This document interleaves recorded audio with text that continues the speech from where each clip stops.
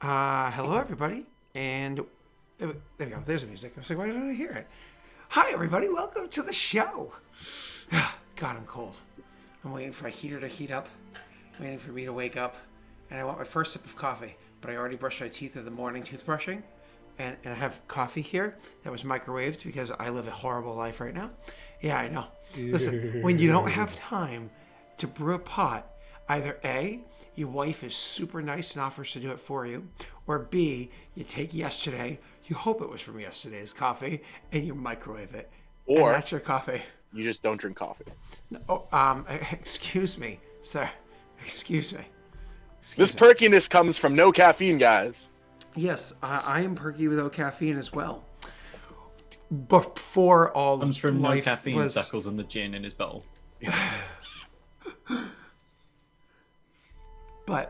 But yeah, no, I'm a busy boy. All right. Hi. When last we left off, what happened? There was some fun stuff. Zombies. Zombies escaped into the city. Zombie. Yeah, we're gonna have to go deal with that. Zombie. Come on, roll 20. There you go.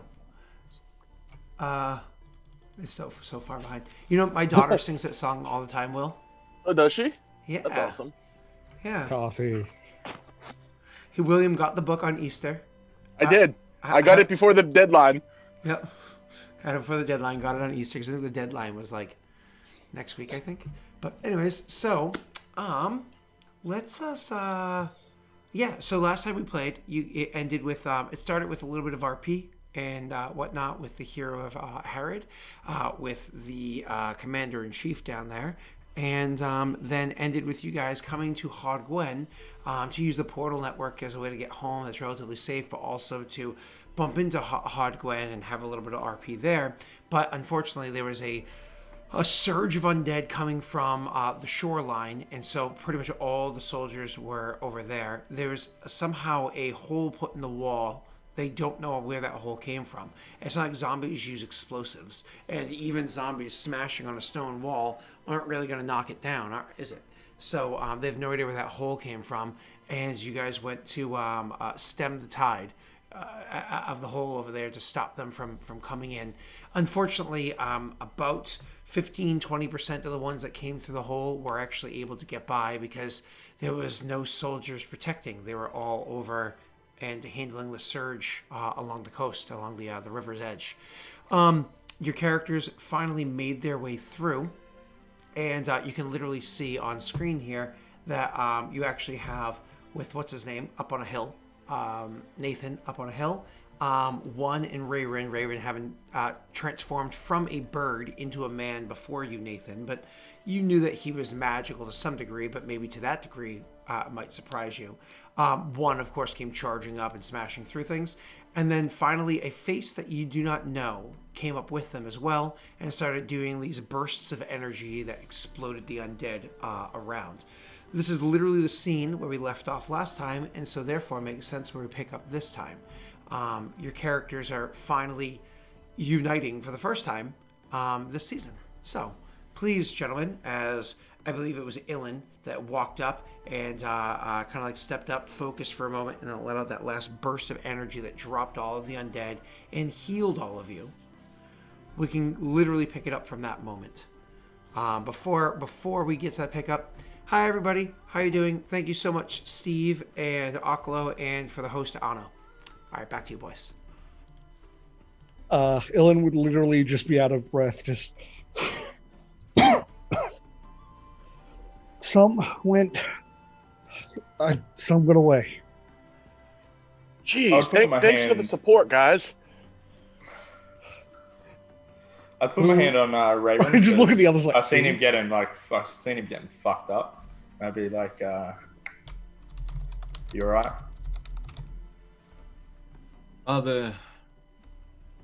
Rather stronger than I expected, actually. Yes. All right. I think How you can are fight. your wounds? I mean, Rayrin has got like some wounds. He looks okay. He's clearly wounded, but he looks okay. Yeah, Ilan's just gonna walk up to him, like he's gonna put his hand on his like shoulder, and then just nothing happens for a second. He's like, "Hang on." Well, you And put your then- hand. What do you say? You put your hand on Rayron's shoulder. Rayron's shoulder, yeah. He Gotcha. bites you. He bites. So yeah, there's like a delay, and then I 9. Oh, Ooh, there you 9. go. I was expecting the number to come up like in big, and I was like, "There's no healing." It's tiny. Yeah, I don't know why it comes up tiny, but it does. It's unfortunately the effect of this spell card. I would jump down from this like little rooftop, and I would say to my Eidolon, track down the zombies. Don't set anything ablaze except for them. You This would give is that what command to the Eidolon. Notices that. Now, the Eidolon will, of course, go, and it'll do the best of its ability. Yep. You know that Eidolon aren't very smart. They're about as smart as an orc. Maybe an orc might actually beat it in a spelling bee. So it's not going to be 100%, but it can definitely find places of chaos or sound or so on and so forth. For sure. As you're giving that order, I'll just say, wait 1 minute. Your Eidolon is strong. Have it hold the breach in the wall while we search the city. I'm better at tracking than your piece of fire probably is. Are we worried about that breach? More zombies coming through? Did you see more zombies out there? That's where you guys came from, no?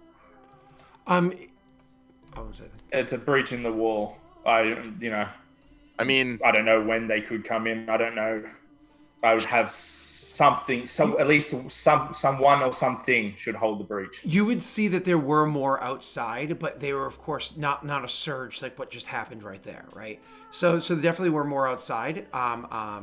Something that one PC or something like an Eidolon could easily take care of. I shouldn't say easily; they're still dangerous, but But if it were NPCs dealing with the guards, you'd probably want to have posted like 6 to 12 guards at least, just to make sure things didn't get out of hand.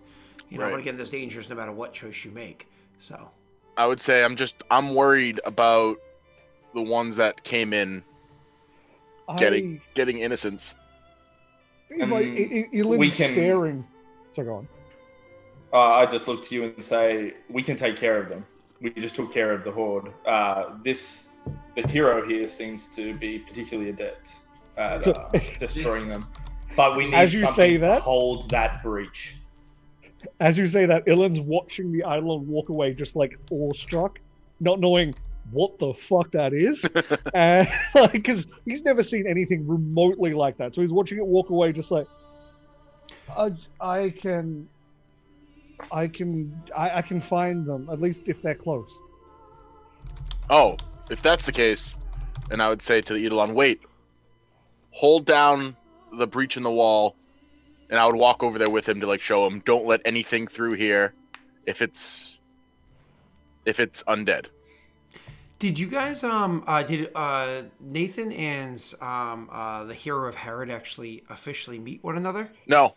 No, but this is a crisis. Going to worry about that first. Okay, yep, gotcha. This isn't the time for introductions. So you more or less you tell the fire elemental to go and stand in the wall, and that you guys will go handle the rest.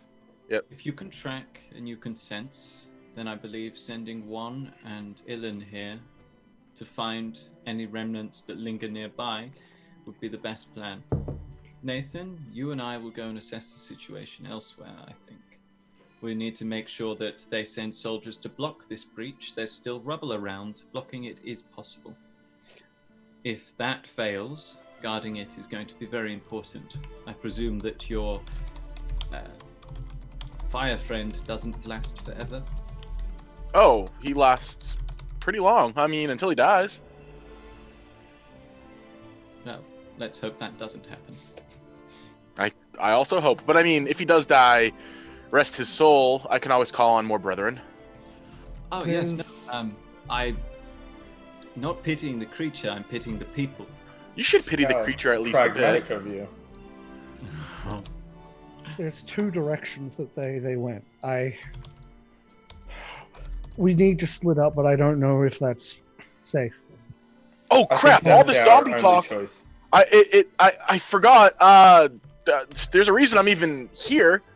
There was a murder in the map room, and What? there's 2 dead bodies. Let's figure out the zombie situation, but just there's a murder happening, so there's stuff we're going back to. Okay, well, let's split up. Hero, you go, and he'll say the path to the left, and I'll take the path to the right. Okay. Ooh, we're like super splitting the party, huh? This is Yeah. intense. It's not just 2 and 2. It's 1 and 2. I mean, this campaign often goes off different directions. They're rulers, so it kind of makes sense. Well, the best thing we can do is get a big net of soldiers to come down and clear the city towards this anyway. Oh, they're busy doing something.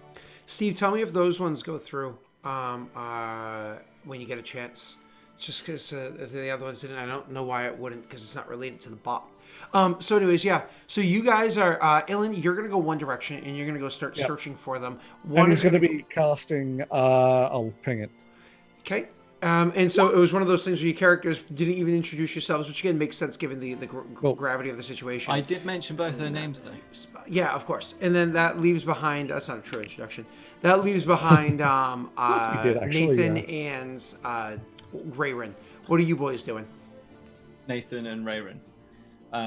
Rayron needs to go and speak with a commander to get some soldiers down here. Okay. And Nathan, I imagine, is going with him? Yep. He suggested that Nathan comes with, but he doesn't have to. Okay. I would Man's go with. clearly quite capable. Yep. So the two of you just start walking up the street, leaving the Eidolon behind. And Like jog, come on. There's a bit of urgency. you guys start meandering up the street. Oh, look at this dress in the window. Oh, it's nice. And this is where we found the souls. Yep. I sacrificed all of them. Yep, actually, yes. The souls were sacrificed. I could actually clean up this entire problem in a jiff, but, it's more fun to see how it plays out. Yeah, please, let me show you down here. Look, don't think about it that way. Think about Idir as a lovely white piece of clothing, and the devils were a Tide Pod, all right? And we just put them in there and gone. Neil, I was just asking you sarcastically just to see how you would handle it. I was just asking sarcastically just to see what you did with it, okay? Anyway. Don't drink bleach, guys. Come on. Please don't drink You bleach. Americans out there attempted. Don't It's not inject worth it. disinfectant. Do not. And ultraviolet light doesn't get into your body because, your skin stops it. It absorbs all of it. Yeah. Can we just Really put badly. light in your body? Yeah. And just take So off the we skin can look layer at, and just- we can look. I want you to ask them about. Wait, but surely if I take a flashlight, No, ultraviolet. Ultraviolet. Did you ever see? No, Will, that doesn't work. Did you ever? it doesn't work. No, Will, Obviously, Will. That's the whole point. Will. Did you ever see? Now I forget the name of it. Oh God. Great. Half vampire Wesley Snipes before all the tax evasion. Oh my god. Come on, you just need ultraviolet Blade? lights. Blade, you just need ultraviolet lights. Half vampire Wesley. That took a while. Activation. Anyways, so yeah, you boys are walking trying to go find them. Nathan, you already know where it is that you could find them because if you're looking for the commander, because you literally heard them say there's a surge along the coast. Neil, you obviously know this town well enough to be able to find them from that. So you are going to head along the coastline where you can actually see. Neil, it's one of those things where when you get here, you can see your men over here are greatly outnumbered.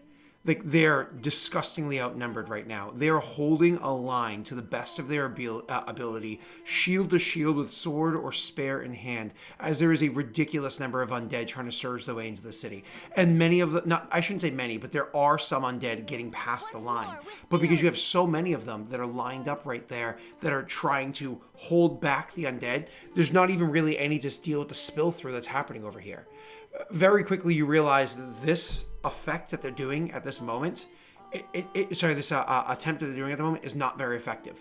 They're just trying to stay alive and trying to reduce the numbers. They can't stop the number that are coming into the city right now.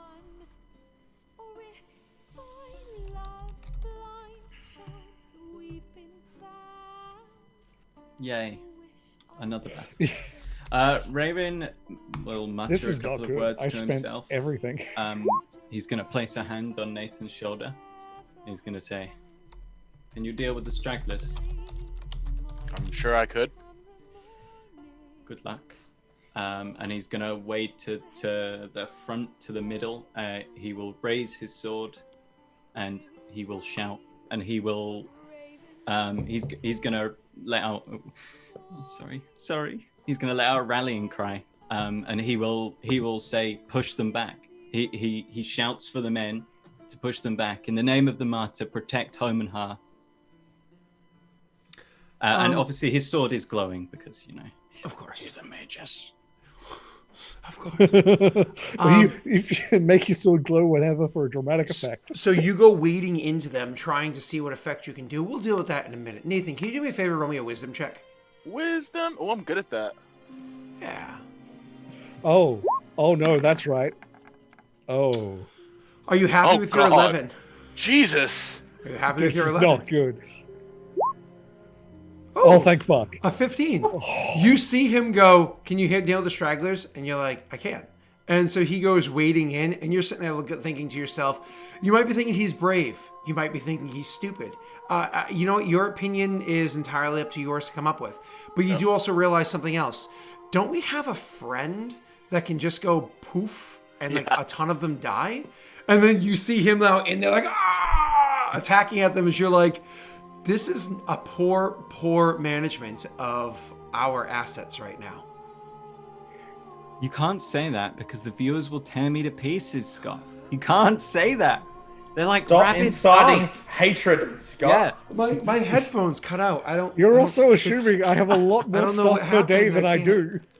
For some reason, I can't hear. Yeah, what happens is my headphones keep cutting out when my microphone cuts out. chat. So you guys probably can't hear me right now because my headphones cut out because my mic probably isn't working. I don't know. I have got If to they agree can with hold them you. off for 8 hours, I can I'd help forgive them. you You and should more probably if you just gave go me back those to axe sleep. beaks instead of forces. Just give me an FF. Do it. I have a limited number of those per day. I don't have that. I'm not unlimited. Nonetheless, so obviously he's gonna go wading in. Clearly, you're set there. Your job right now is to hang back and to deal Get with the stragglers. stragglers, You right. obviously have this thought passes through your mind. What's your actual approach? So, Alright, so I don't know where he is. I know he went off into the city to track these zombies down.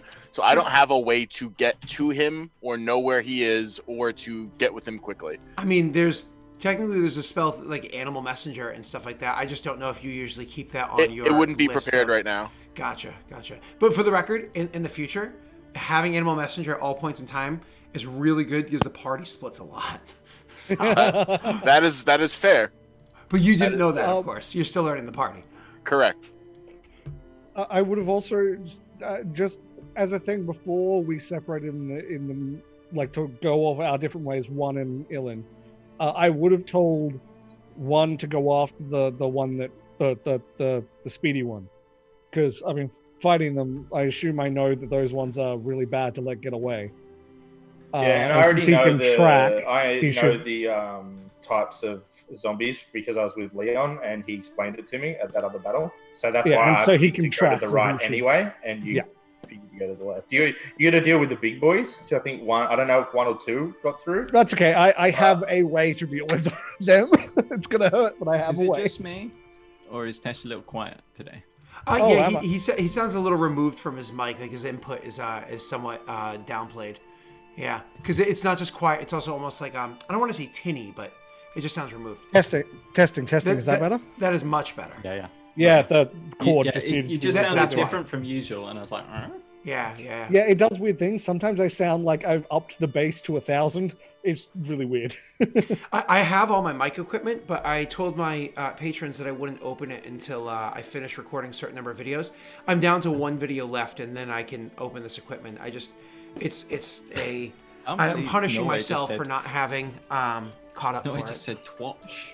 Twatch. That's a dirty word to say in Twitch chat. Yeah, seriously, you're gonna get us banned. Jeez. Pardon me? Yeah, moving on. It's OnlyFans, okay? OnlyFans for that one, Norway. I got you. Oh boy. my god. His Twitch stream. Moving on. So anyways, go ahead. So yeah, how are you? What's your attempt here? What do you want to try to do to reach out, if anything, or just kind of see how this plays?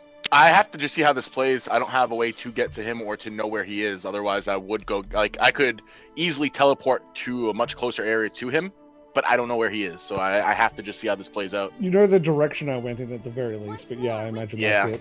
That's like so obscure. Sniff him. Wait for the fire. Sniff him out. You're a furry. Although you don't know that yet, actually, so never mind.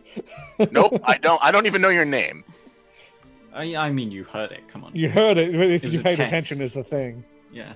Beautiful. All right, so you guys are going to be spreading out. So we don't really need to worry about too much. What you're going to come down to for you, Tesh, is actually going to be more of a skill check than anything else. Because all you're trying to do, I mean, you're somebody that can channel positive energy. You have lots of healing spells. These are just undead. You can easily And destroy them. Sanctuary.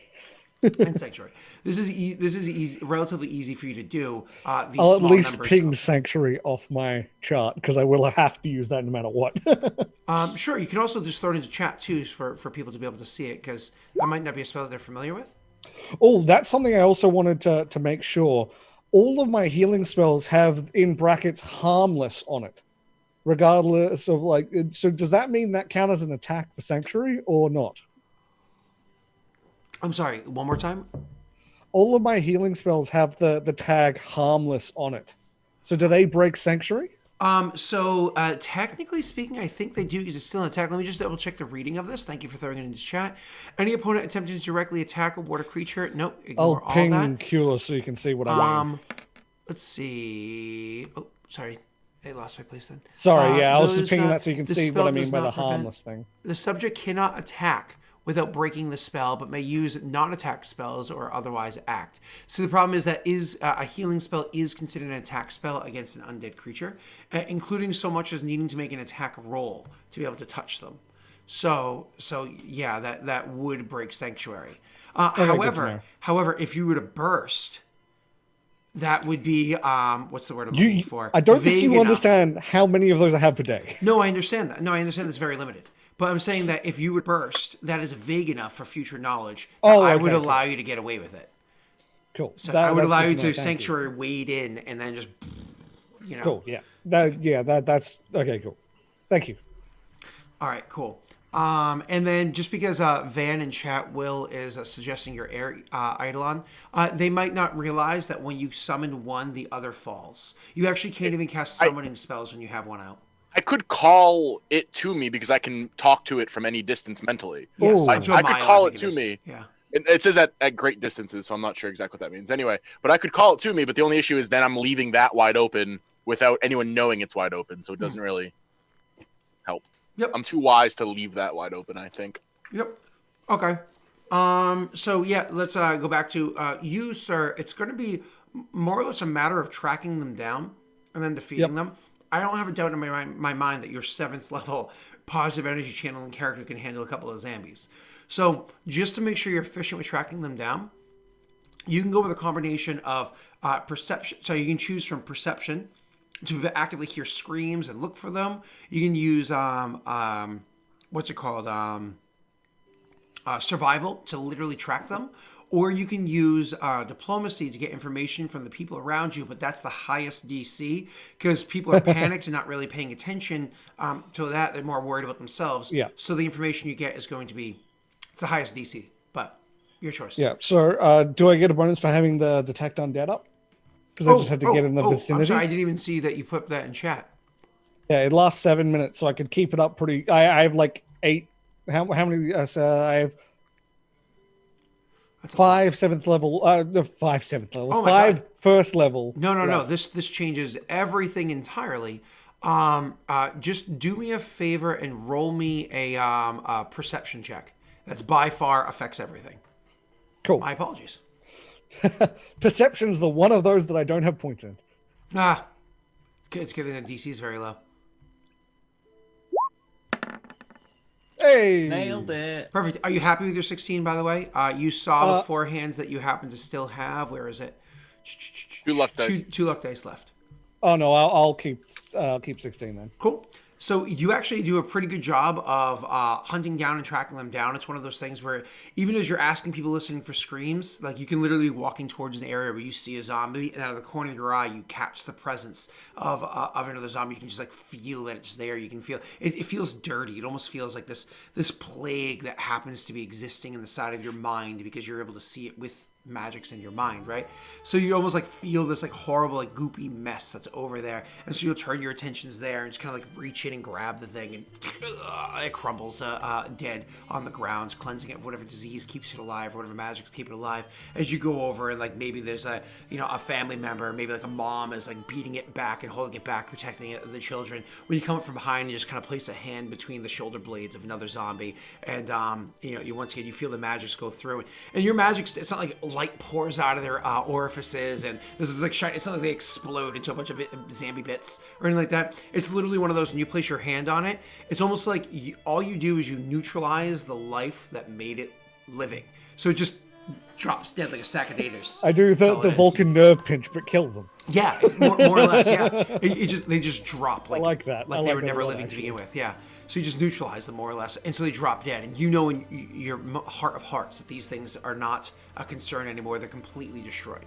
So, anyways, yep, you're good to go there, and you're actually very successful in your finding these. The scary ones, the big boys, are would be intimidating to some people, but you do happen to have quite the plethora of powerful healing spells under your belt. Specifically, cure serious wounds, which is what I would use on them. Yeah, serious is 3d8 plus 7 or 8 or whatever your modifiers are. Plus 7 plus 1. Yeah, so yeah, 3d8 plus 7, plus 8, that's a ridiculous amount of healing. You in 2 castings would be able to drop a big boy, So you're able to take care of those. Bring the attention over to 1. 1, you're obviously trying to track them down. I know out of those 3 options, the one you're going to probably go with is perception. He's like, actually, no, Scott, I'm going to take a 10 on intimidate, and I'm going to intimidate myself to diplomacy. I'm going to scare the shit out of these people to know where the zombies are. Well, would you prefer perception or survival? Because I know the type of zombie, that's especially the one that I'm looking for, which is the one that turns. So would that be more of a survival? That would be track it. So that particular type of one, that is a survival to track that specific one, because people aren't going to be able to differentiate between any of them except for the big boys. Yep. Okay, so I'll do survival. If I was a zombie, where would I go? Sense motive. Think like a zombie.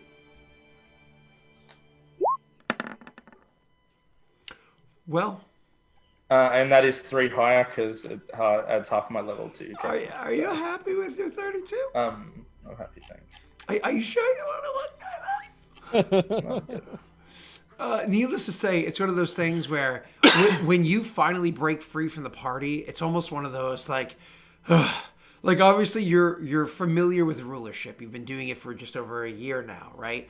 But goddamn, sometimes they talk too much and for too long. Now finally you can go and hunt this thing down, and it's a good thing Rayron speaking for 6 hours didn't make you lose tracks, because you can see them almost immediately, literally walking around the bend out of their sight. You bend down, you check a track, you're like, yep, and you start rushing ahead. By the time you actually hunt this thing down, that being your primary focus, you find it pretty quickly. You found it, in fact, so quickly that the number of people that it would have attacked is going to be rather minimalistic, which is amazing for a 35. I will allow it to be this minimalistic. I will allow Neil to roll a 1d6 minus 1. Sorry, 1d8 minus 1. That's how minimalistic. I already rolled a 1d6. Sorry. Then I'll just double it. Double it? That's how few of people it actually got to before you got to the creature. Now, can you handle this thing? Yes. Again, we can bring this to combat, but there's really no need. I imagine your character with your obnoxious AC focusing on this one target. You can even go so far as to fighting defensively to get your AC up there to the point where I can literally only roll a 20 to hit you. So I'm not worried about it. You can take this thing down pretty quickly. But unfortunately, there are 2 other persons that were that you can tell for a fact were bitten that were attacked by this thing were bitten before they were able to beat it back, and it went and attacked more meat and more meat and more meat, like me at a buffet. I mean, sure, I could really hanker down and eat all the shrimp, but there's other food too. So funny that you call prawns shrimp. There's a difference between prongs and shrimp. Those are actually two different creatures. Shrimp are small. Yeah, but there's two different creatures. There are prawns and there are shrimp. We generally eat shrimp in New England. I don't believe you. They're too tiny. I mean, yeah, they're pretty small. Send me pics of your shrimp. I mean, there are different types all the way. but there's definitely two different types. So, like one's freshwater, one's like seaside, and one's like lake, or I forget the details of it because I didn't know there was a difference until I watched a video about it. I went, huh. But anyways.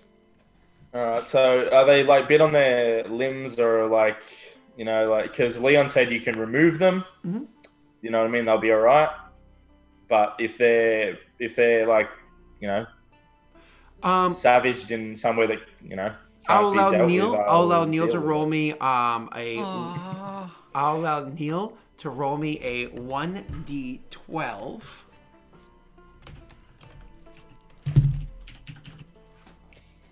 And he's gone. Actually, He's going to get a doll. I'm going to use this opportunity to run to the bathroom and back. I'll have my headphones By the on way, so Animal Messenger wouldn't have worked because I have to know where the person is. There you go. Like that, channel. 1d12. It's a 6. It's entirely balanced, perfectly balanced, as all things should be. Just trying to be cute, but this is taking too long. I'll do one more pass through and then I'm done. Yeah, this is cruel. This is cruelty.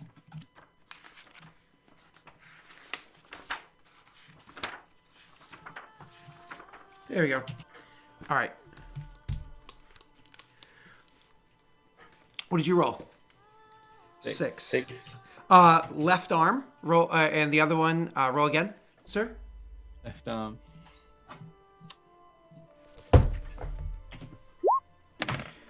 Uh, 10. Rolled it for 2. Abdomen. Ooh, that one's a bad one. Thanks, Dave. Okay, so the guy that's got. Ooh. Is there people around too? Unfortunately, yes, because Hogwen is densely populated despite all the deaths. Yeah. Okay, so I would call out to, you know, whoever's closest and try and get somebody to some people to come over and help me. Yeah, obviously people. I mean, it's one of those yeah. things where you can at least intimidate them to help you. What about the slumbering queen? Okay. Anyway, so I'd call out to some people, and I'd just say, "The zombie there, it's infectious. It bites you, and you turn, and then you turn others. I can save." And I look at, gesture at the guy who's got bit on the arm, but then I say, "But there's nothing that can be done." To be clear, these aren't guards; these are just regular citizens. But continue. Yeah. And he just says, he looks to the guy that he has and he's going to kill. And he just says, Save. "Your death will not be Save. in vain." Yeah. I've Embrace managed to get you salvation. in time that you won't turn on your family, your friends, and your city. And then he'll administer like a last rites thing, like saying some type of Brogar prayer. And then he'll just act him in the head. Ouch. So the for right thing to do, but also for the one person, so you do the death one first. Yep. You go over and you're like, "Your death will not be in pain. Save you before X, Y, Z. ... And then you overhand chop to the head and kill the person. Oh, that's rough. And then for the other one, you just kind of like tell the other people more or less pin them down, Hold him down. and save them. Yeah. And you are gonna have somebody quickly tourniquet the arm and then remove the arm that has been infected. As you know, obviously as close to the infection as you can feel is safe. You know what I mean? To leave as much bone matter there as possible, and you amputate the arm. Cool. For the amputation, because that's totally your forte. Could you just go ahead and roll me a heal check? Oh no. Don't worry, the citizens are totally helping you. Oh, you mother! Oh! Oh, Clean cut. It cauterizes itself. This guy thanks me after it. Okay, he doesn't pass out. He thanks me. He like puts blistering invective on his axe and scares the guy into burning his own wound shut. he's like, damn, that was the best amputation I've ever had. Thank you, doctor. We're chosen. Oh. Need to, like, He like reaches out, like forgets he's missing the arm, reaches out to shake your hand with his stump. I forgot. Oh no! Oh god. Oh, I'm just in shock. Don't mind me. I'll realize what's happening later on. Oh. See you at the bar. Oh wait, it's closed. I will say this can't be the first time they've seen shit like this though, because the orcs would be doing this exact shit if any of those got into the city. Like they would be like just not even taking any like get ready. They'd be just like and chop. Yep. To be fair though, the orcs might just consume that arm too to build an immunity to the disease by introducing it to its body through the. Well, yeah, you Are have it. Are you saying that coat that it, you works? coat it in a bit of disinfectant as you have it, right? So that it's going to protect you while at the same time like giving you that herd immunity. Yeah. See, so what you do, it does work actually, Jake. If you consume the arm, right, the infected arm, but you also have to follow it with like a nice Chase it. a chaser of bleach. Or like if you can crack open a can of Lysol without it exploding, you have to be very careful. You can actually just like a little like a nightcap of it. You know what I'm talking about? Just for clarity, do not drink or ingest bleach or any disinfectants. Correct. You just swish it around a little bit and No, spit it out. stop! Don't get yourself cancelled. Flat out. No joke. But Don't do I that can shit. actually Bad. use the defensive hyperbole, right? I'm not the president. Like, That's true. oh God, it's so stupid. Moving on. Yeah, the sorry, Naga. All right, moving on. God, strange times. So we you were actually able to hunt that one down, Jake. As for the hunting down the rest of them, because there were a bunch that went this direction as well. Just again cleaning up with a couple of skill checks, perception, survival, which I imagine you're going to go with, or the highest DC is diplomacy. I would go with survival. I think that would be the easiest DC if I'm being honest. That dad joke is very topical there, Steve. I enjoy it actually. I enjoyed that one. It's a 20. That is a 20. Are you happy with your 20? Yeah. Yeah, you don't have Detect Undead up, to be clear. Yeah, but I'm pretty happy with the 20. Okay, so you make your way through the city, hunting down and spotting the undead, and just kind of like making clean work of them. These other ones, you're not worried if somebody happens to get hurt, injured, bit, scratched, whatever it is. You're like, find a doctor. Really. You don't need to sever limbs or sacrifice them or anything like that to overcome the problem. And so you go through the city and you're hunting them down. One of the things that the two of you realize is there's a lot more undead in the city than you expected. After you clean up the ones that you were hunting down, you're pretty sure you got all the ones that you hunted down, so like you can keep a tally. You weren't up there to see how many got free. You realize there's a lot more up here than you expected. It's kind of unnerving, and this keeps you occupied for an extended period of time as you get past the ones that got past where Will is currently guarding. Will, as for you, again, I am genuinely not concerned about your job here. Your job is just to clean up some zombies as they get by. You are more than combat capable with a whole array of spells that you can use. If you're willing to exhaust yourself for the most part, not entirely, of spells, you can easily drop some zombies making their way through. There doesn't seem to be any of the quick-moving, smart, fast ones, so on and so forth. The actual concern is going to be when we bring our attention down to Rayrin. So for you, Will, just to make sure that you're effective in your approach here, give me 1 second.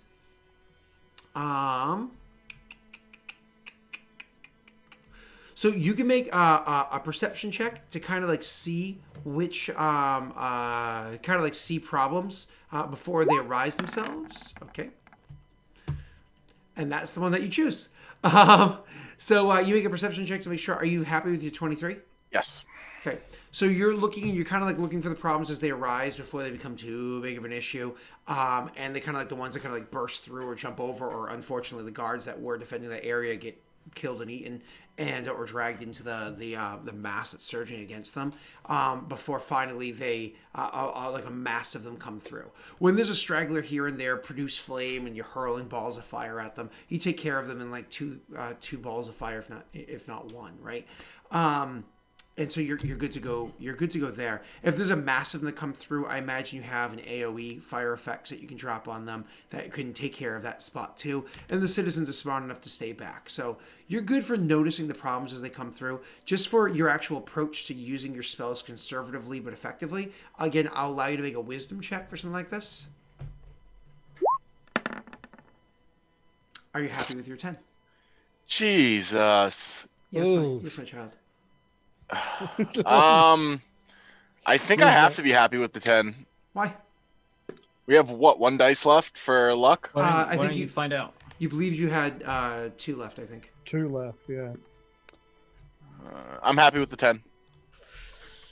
I think the party here is hoping that you use it. It's up to you. I don't care either way, but there was a... This Let's is just use it. This is just whether I exhaust myself of spells, not how well I do, right? This is You never how know. how efficiently you use your spells. Oh shit. How efficient and effective, I should say. Efficient Yeah, and yeah, do effective, it. then I'll Do use it. it. Yeah, If it yeah. was just Yeah. efficient, then I would Oh shit. Nice. So a 14, only roll which is, 4. Oh, what the fuck? There's 4 left. Oh, wow. okay. This is why you always have to check. So yeah, you actually with a Devious 14. are a So what I wanted for a good result was actually 13. So you actually had a 50% chance to do well there. So you actually are able to pretty efficiently, pretty effectively keep them at bay. The ones that get past Rayron in the army, you're good to go. Rayron, you're a different scenario entirely. You are with a sad group of soldiers that are tired and have been fighting these guys for long periods of time, but unfortunately are well, again, sad and tired. And you're dealing with literally a zombie horde. This is not just like a small group of zombies by any stretch of the imagination. This is not individual zombies. This is literally a zombie horde.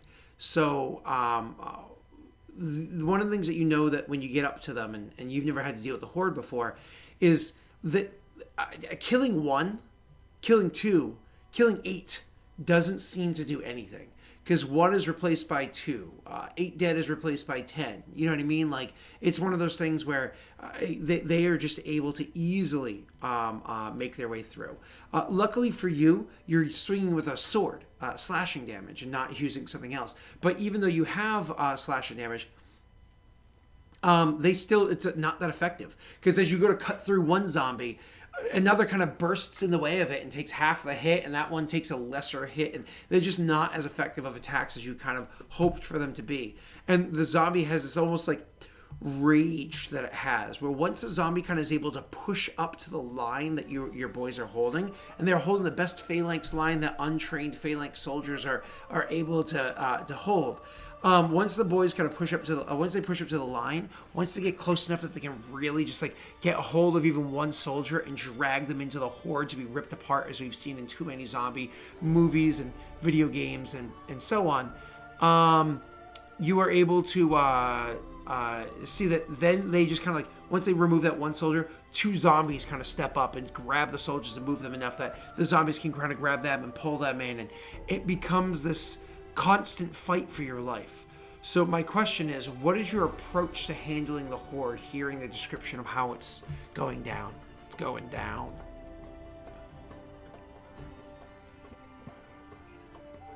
And we're not netted any advantage by any battlements, defenses, anything like that.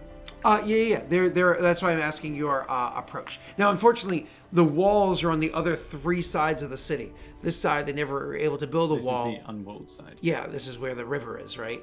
So, I have a question, Scott. With my perception roll, would I have also seen how deep into it he is? Yeah. Well, I mean, not always. Sometimes he disappears from sight. Right.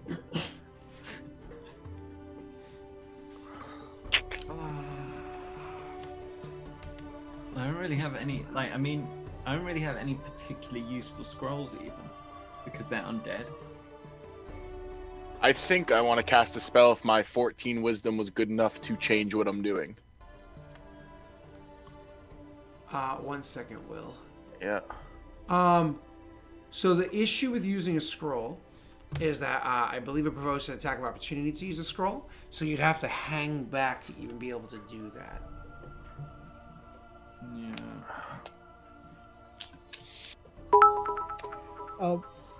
Can Ilin make an intelligence check with when there's obviously more zombies than we let through in the city? Can I start heading the direction that they're coming from? Yep, I just need to handle their baseline effects before you can. Yep. So I need to hear what Neil's approach is. Neil's like, I hate you, Scott. Well, I didn't put you there. Just to work something over that I'll probably do after he decides what he's doing regardless. I would, if you would allow, switch what I'm doing to cast a spell. Hey, you got that one too. Yeah. Yeah, that's fine. But you. Yep. So right that's now fine, we're forming a straight up phalanx, straight line. That they are obviously just charging against. They're hoarding again. It's a horde. Yeah. So, but yes. If we drop in the middle, then they will push forward. Correct. And if we drop in the middle, especially if we have a flaming spear, it's nice. If we drop in the middle, then they will push forward, and your surface area of spears in contact with the horde becomes greater. Correct, but you're also reducing the amount. So you're increasing the amount of space between each individual guard and the zombies along that line, because you're increasing that surface area. Potentially, right? yeah. Yeah. So you're actually stretching the rubber band, if you will. Also probably, and I hate to be arguing on this side of things, also probably increasing the pressure on that area, because the zombies will start heading there. I'm calling my Eidolon here mentally as well. I'm letting that hole exist. Oh. Okay. I don't know what the fuck I can do here.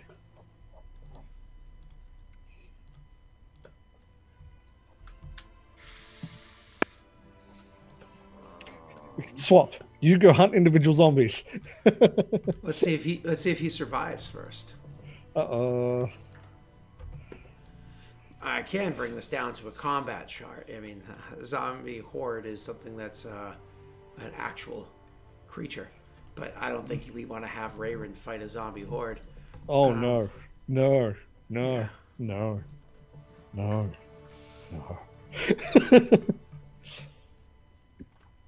I do? Is there anything?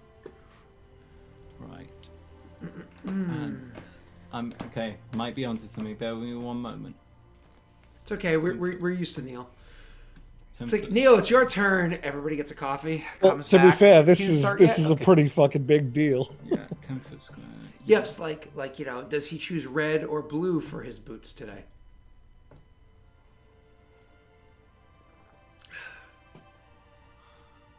Of course, he obviously always picks blue for his boots.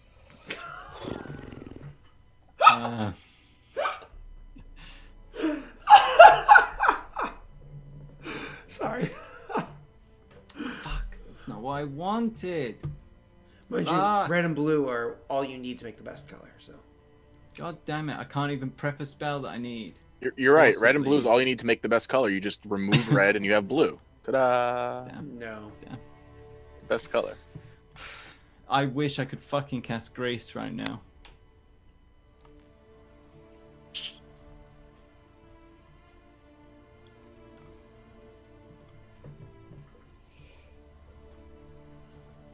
This is why I dislike classes where you have to prepare from a list of spells, because you always need the spells that aren't on the list. Yeah, I get that. So one of the things. So the most powerful class is wizard. It's literally the god. Well, technically, in my opinion, it's druid, but it's the god class. But the problem is, for you to be the most effective wizard, is you have to not just have an intelligence score on your character sheet. You as a PC need to play intelligently, which means that you need to try to always know in advance what it is you're going to be going up against, and then plan your spells accordingly. Which also means using spells to find out what you have in advance. I'm of course talking late game, not early game. So things like casting divination or commune or speak with planar creature, whatever the hell it's called, to try to always know what you're going to be going up against, and then preparing for it. You know. Did you just indirectly call me dumb? No. I'm kidding. Oh yeah. It's definitely meant to be later game stuff. So there's really no way. I mean, your character is actually built fine, but it's hard to know what situations you're going to be getting into. Right now, you guys knew zombies. But I actually didn't build this character with zombies in mind. I know. That came after when Scott and I were talking about it. I was like, oh. When I was like, so do you want to know how the rules when you're not playing shitty 5e works? And he goes, wait, that's how healing works in Pathfinder and earlier editions? I'm like, yeah. You go, oh, I'm going to be powerful then. So right now, there is a horde of zombies. Correct. And there is a thin line of soldiers, correct? Correct. Yep, all that. I mean, I have to take the wager in that a single line of phalanx is not very good. Multiple lines of phalanx are extremely effective. If you had the soldiers to set up multiple lines of If we had phalanx. the soldiers, Correct. which we don't, so instead we have to collapse our lines to have multiple lines of phalanx and hope that the zombies don't just charge past us because they go for meat. They won't just run off because we're the greatest cluster of meat. Wait, so that they go specifically for you? No, But yeah, us as an army, for the as a group. group. They're gonna go for the army because. Oh, they gotcha. are- Yeah, So we can collapse our ranks to have an effective phalanx. correct. But So more or we- less, you're saying I want more overspill and trust everybody behind me so we can take But there care will of the be less greatest mass. overspill because we're an even greater Yeah. concentration. So just to explain how this will play out, because it's not a bad idea. Just to explain how it will play out by saying we're going to have to sacrifice the edges of our phalanx to handle the largest cluster. We're effectively opening up the periphery for more spill through to come through to more effectively hold the greatest masses. So let's say we're sacrificing 20% of our defenses to really shore up 80% of our defenses. And making a pragmatic approach. So what you're trying to do is, I couldn't even say it with a straight face. So you which is Rayron would, like, fine. give commands for the soldiers to pull in and. Because zombies have horde mentality, so where the mass of zombies are going towards, most of them are going to continue going towards. But some of the ones on the periphery are going to be like, it's too hard, and then go elsewhere. You know what I mean? Which is fine. And that will just put more pressure onto Nathan, which is fine. He did an okay job with this role. I will use the phrase okay job. So we're going to be okay. So, yeah, we'll do that, Neil. So, I also called my Eidolon here. but not yet, because he has not made here that yet. decision pretty early on. Yeah, So it's not here yet. I'm just letting you know. Rayron can also give us the slight advantage in that he can pull upon his spell pool a few more times to cast. Let's see. Show what you got for spells that you want to use, and they're going to have you start making checks. So he can pull. He can use Swift Recall, Spell Recall. Yep. And he can cast, because he'll obviously have made his sword glow, so he'll have 4 points left. So he can cast glitter dust twice more. So he can blind 20 groups of zombies. 20 Gotcha. feet worth of zombies, and they're quite dense. It could make the difference in the initial movement. Yeah, and you wouldn't do blind two those. You groups wouldn't of do those in zombies. succession. You would do those kind of spaced out as Yeah. blind them, use the effectiveness to hack through them, blind them, use that effect. Okay, gotcha. What you're saying here. Any other spells you're going to throw into the mix? Rayron has mirror image prep, so I mean, that's a defense spell. That's not going to help you with the killing the zombies. It's going to help you from stopping stuff getting eaten. I don't want to get eaten. Yeah, we don't care. Other than that, when Rayron's not on the front line, he has Disrupt Undead. Didn't mean to roll that, but you know. Well, that's sexy, and you can more or less spam that through your sword. So he would spam that, and he would be using that as well to draw zombies towards this phalanx. Yep. Oh, wait, can you put raise through your sword or no? No, because it's a ranged touch attack. I believe I cannot, unfortunately. Otherwise, I would have been doing it. Okay. Perfect. All right, and last. I can deliver touch spells as part of with a range of touch. Yeah. Well, it says Range range. isn't touch; its range is close. Oh, okay, yeah, I get it. Range of touch as opposed to range of ranged touch. Yeah. To be clear. All right, we good? They're pretty cool though. We can also Slash use beam. this at one point in time. So if you rolled a natural 20, what's your knowledge for? Oh, you don't have a knowledge religion to know about zombies, do you? So you have to take the worst version, which is knowledge arcana. So your knowledge arcana to know about zombies. 1 second. This is the issue over here. Stupid. All right, there we go. So you have your knowledge arcana to know about zombies, gives you a total of a 29. What you're going to know about the horde as you're fighting against it is that horde more or less acts as a single creature, as a big, massive single creature, which is why your effect works. This thing is huge. It's frightening. It has so many horde abilities to it that lead you to believe that defeating this horde is going to be nigh impossible. I mean, the fact that it's immune for the most part to what you guys can do to it, to damages, to any form of basic damage that isn't slashing, and even slashing, it takes half the damage from, you know what I mean? Because it's a, what's the word I'm looking for here? Swarm. What? Swarm. Swarm, thank you, because the swarm effects of Pathfinder. It has the ability to literally overrun its targets, to push over them, and any square that it shares with an enemy, it can more or less just kind of rip them apart. Yeah, it's dealing with a horde is something that at this point in time you're not going to be able to defeat it. You can just get this gleaming of understanding from taking your natty 20 from at one point in time, because you crit so often. From some point in time you would have crit. I'm just giving that to you because you crit 25% of your attacks, right? So, and the AC for this thing is a 13. You have an awesome modifier. Moving on. So, you would be able to learn that this thing is not going to be able to be easily defeated. You're just going to have to be able to push it back for now. That being said, you taking this tactic that you want to do, I like the idea of it, but I need you to roll me a profession soldier check, because this is literally you commanding an army to do this.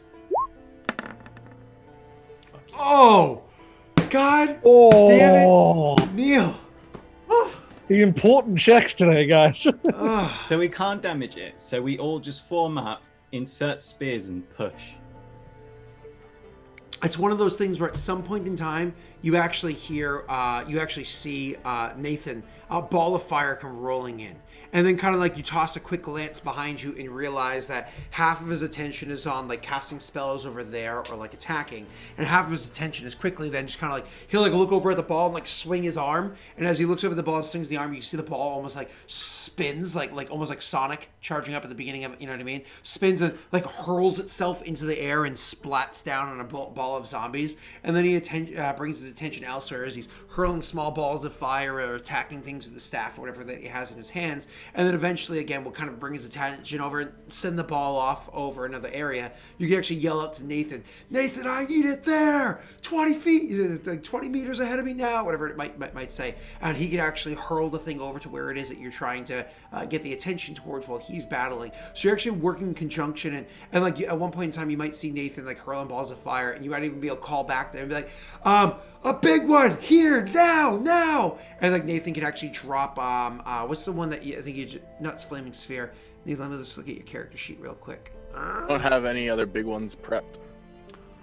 Oh, is flaming sphere the biggest one? I thought you had. Yeah, you have call lightning, don't you? I do have call lightning. Yeah. So you would actually. I don't know much about zombies, Nathan, in game. And he saw someone use lightning against one, and it did nothing. So I don't know if he would. It was against one of the tougher ones, and you can actually, to know what you know about zombies, you can actually roll me a knowledge religion or knowledge arcana. Religion's the lower DC if you are trained in either of them. All right, let's see. Knowledge. I'm probably not trained in either. I'm not trained in either of them. Okay. Then you can still just knowledge nature. Just knowledge nature, yeah. And knowledge geography, in case that comes into play. Then more or less what you know out of game of zombies from watching zombie movies is more or less what you know in game. You know what I mean? Like just the basics. Yeah, you can cut off an arm, that doesn't bother them. That sort of a thing. They move slowly, they stagger towards you. Cut them, don't poke them. Moving on. That's why bullets aren't very effective against zombies, because it's a piercing weapon. Or bludgeoning if you're playing a weird game. So, yeah, anyways, you are able to effectively command the soldiers where they are, so on and so forth, shoring in their ranks. This does two things for you, Neil. One, it reduces the number of people that are actually getting snagged and killed, because now that they're closer in ranks together, as one starts to get snagged, you're actually able to have people save that person and pull them back, holding your numbers higher for longer, which is makes you more effective. And two, they're actually able to be a bit more effective with the killing and surging forward as well. Again, you're not going to be able to defeat this thing, but you are going to be able to Hodor until reinforcements arrive. One of those reinforcements is literally going to be the what's it called there? The fire elemental, the Eidolon that appears. So once that Eidolon appears, it actually is going to be able to make its way, moving its way up and towards the actual horde itself. Now, the cool thing about the Eidolon is it is a very, very, very effective combatant. Not the horde itself, sorry. Will, where do you use the Eidolon? I would probably use to defend the line like you were doing. Yeah, I would so that because he reduced to 20% on either side or whatever it is, I would have it like just working at the horde that way, getting the stragglers and attacking the horde whenever there isn't a straggler. Okay. Well, there's always stragglers. Always. Right. It's going to be nonstop. So anyways, the horde, however, will of course have an opportunity to, well, attack Neil at least once. What does a horde attack look like? That's scary. Well, they're a little scary. Give me 1 second to read one more thing. Oh, that's scary. The way hordes work, zombie hordes work, is if they do, when they roll their damage, if they do at least this much damage, they do more damage. It's scary.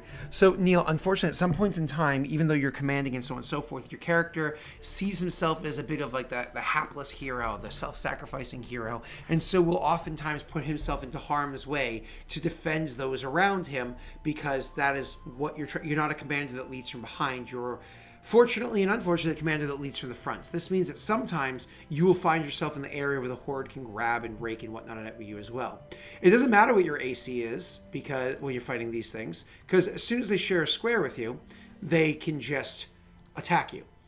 They just do damage. So that being said, when this creature is attempting to push into your square, I'm going to make a CMB against your CMD. I'm going to do this. Oh, you gods. What? See, What? My God, that's What? fucking. So, anyways, they push into your square, Oh my God. allowing them to do a bit of damage to you. When they are sharing the square with you, just one round of sharing. Oh, come on, you stupid thing! It happened again. no, I'm sorry. That was a 60. That was it. Did you do it again? Yeah, see, That's that's all. 60. That's all it It's does. is 60. just- I'm sorry. It's lagging. Fool me once. I Shame have to- on you. Now go. It's just because it lags right now. There you go. Oh my God. But luckily I'm glad for I you, healed you earlier. luckily for you, that actually does not hit the threshold. If I just did 2 more points of damage, I would actually unlock more damage. So Fucking what? yeah. If I do at You least 20 reached the Patreon tier to unlock more damage. if you do at least 25 damage, you unlock more damage. So they literally, at one point in time, they push through enough to get to Rayrin and grab and just start ripping and tearing and pulling and cutting and harming him in all these ways. It hurts so much as they eat at you. You know what I mean? It's literally enough that Rayrin probably gets to the mindset, I can't put myself in the front lines again. I need to be a bit more conservative and hang from the back. Correct me if I'm wrong on this one, Rayrin. I mean, if he dies, then probably all these other men are going, or many more of these men are going to die. If they they don't appear to have anyone who's trained to command them. Correct. Well, they do, but they're not as effective. Correct. I mean, they're useless. It's like having one on them. And what's her name? 3 is able to fight as well. She's technically here holding the phalanx as well, but let's just say she's not the positive energy channeling kind of paladin. Let's just leave it at that. And well, she's not exactly a good person. So, Say that again. yeah. So moving That's on. subjective, thanks. It is subjectively not a not good the positive person. energy type person. Not necessarily a bad person. She's just actually a not evil positive evil. energy type She's person. not evil either. And neutral people are able to choose positive or negative. So moving on. So yeah, you are oh my knee. You are able to hold the line enough that the rest of the party's Still able to scar kind out of the corner of my eye there. Thought you scratching his bum. He's just No. I I was like, my knee pulling it out from under me. Tesh and Jake, both of you guys are actually able to roll me wisdom or intelligence checks to try to realize what's going on. thank 100%. God I rolled a 20 there. Roll 20. Fantasy Grounds, unfortunately, is not really a valid option at the moment. Oh come! Oh my god! Both of you guys, are you happy with your results? Perfectly I'm gonna balanced. luck mine because Because I'm important. I got you. Yeah, I got it. fuck off. Throw an 8. Damn. Can Fuck you imagine Tesh saying that? I am gonna roll luck though. Ooh, 14. Still better. Okay. And how about you, Jake? Beautiful. You This guys is are- awkward. Yeah. Perfectly balanced as always. I just love that the Australians are both rolling the same numbers. I like the idea that like what happens is like we both like we're like following to the source and we both just like see each other, lock eyes, and go that way. Yeah, more or less. All right, so you guys are about to get the rescue from down under, and the two of them turn and start making their way towards the. It gets worse the more you think about it. Thank God I have disrupted that. You boys are going to start making your way towards the zombies. So you're making your way downtown, walking fast, undead past. You're zombie. I don't know. So you you get towards the coast, and you both of you have the same speed, right? Or one of you cast Expeditious Retreat. Yeah. I think he's faster. Yeah, If he does that. I had Expeditious Retreat on. that was a while ago. Which I though. probably, I would recast it though. Okay, cool. So you put that on, you bloop, and you're able to kind of. It's one of those things you guys both look, I'll mark it and off. you're like, "Yeah, we're gonna get there." And then all of a sudden, he's gone, and you're like, "Oh." Is there a horse I can grab? I imagine there is one that you could look for one real quick. Why don't you roll me a perception check real quick? Can I make it a survival? No, it'd be perception. You're tracking down a horse in town. Okay, yeah. He fair smells enough, for poo. That way. Funny enough, he finds Anno. I'll take 15. Considering I have a +1, I'll take 15. So you go looking for a horse, and you're actually able to find one. So you're gonna be coming up behind, but not way behind. One, you come rushing in. You see everything that you just heard described ad nauseum over the course of the past 16 hours. So how is it that you're going to jump into seeing? I mean, I'm not going to say that he's tired or out of breath, but you can definitely see that pulling to the magics of nature. You can see that there's almost like a little bit of a delay as he's drawing on the magics around him for Nathan compared to how quickly he was able to summon them before. You can see that his expenditure of energies is kind of starting to take its toll on Nathan. You can see that Rayrin up there is literally bloodied. We are talking viscera from stabbing undead, coagulated old blood squirting on him, chunks of flesh on him, those screaming and dying around him as he's like reaching out trying to grab somebody, like, no, save him, and then like literally pulls free an arm, because you he's see gonna that in zombie PTSD. movies too. And just kinda, like, throws All the ground and- soldiers are going to have it after this. Oh yeah, PTSD. Like, whoa, zombies. You can thank chat for that. And you are more or less, you can see he's in there in the muck of it, and because you're ultra perceptive, and not doing very well. Like, I'm holding the line, but personally not doing very well. How does one handle the approach? Okay, he sees the Eidolon there as well. Yeah, actually, funny enough, actually. So getting back to the Eidolon, let me actually look at its stats real quick. Eidolon, big boy. You can actually see that the Eidolon is there, but the Eidolon is actually like kind of more or less. You know how he pulled in the sides? You have Nathan on one side of where the phalanx is, and throwing up his fire and using his basic like actual combative tactics or whatever to defeat the zombies on this side. The Eidolon is on the other side. More or less, any zombie that comes through, it just kind of like reaches out and like grabs it in the chest and just kind of like consumed by ash. Like it just gets completely like eaten alive and dies where it's touched over there. Another comes through and it almost like clotheslines it as it's starting to run past, and it just like gets consumed by fire as it goes. Grabs another one, grabs it, like rips it in half as it just dies by fire. So it's extremely effectively holding down that side, while Nathan is doing the best he can to hold down this side effectively. Don't get me wrong, holding down this side. Go ahead. Should I change the music to combat music? That Eidolon's badass. The song on my Spotify just came on, and it was "Who Let the Dogs Out?" As you said that, it was just funny. It's right as one shows up. Who let the dogs out? My daughter loves that song. Like in That's tune with funny. the music. I just need to That's really check. funny. I just need to check some spells. Just give me a second. Somebody was asking me before, is it appropriate for her to listen to that? I'm like, you think she gets the innuendo of that song? She does not. She does not understand that it's about I didn't ugly even get girls the at a innuendo club. until I was like 20. Yeah, exactly. Like, there's no way a 4.5-year-old no gets it. idea. Wait, For the I didn't get that longest until time. just now when it was explained to me. To be fair, I don't really listen to that song much, but still. Oh, Yeah, no, that's fair.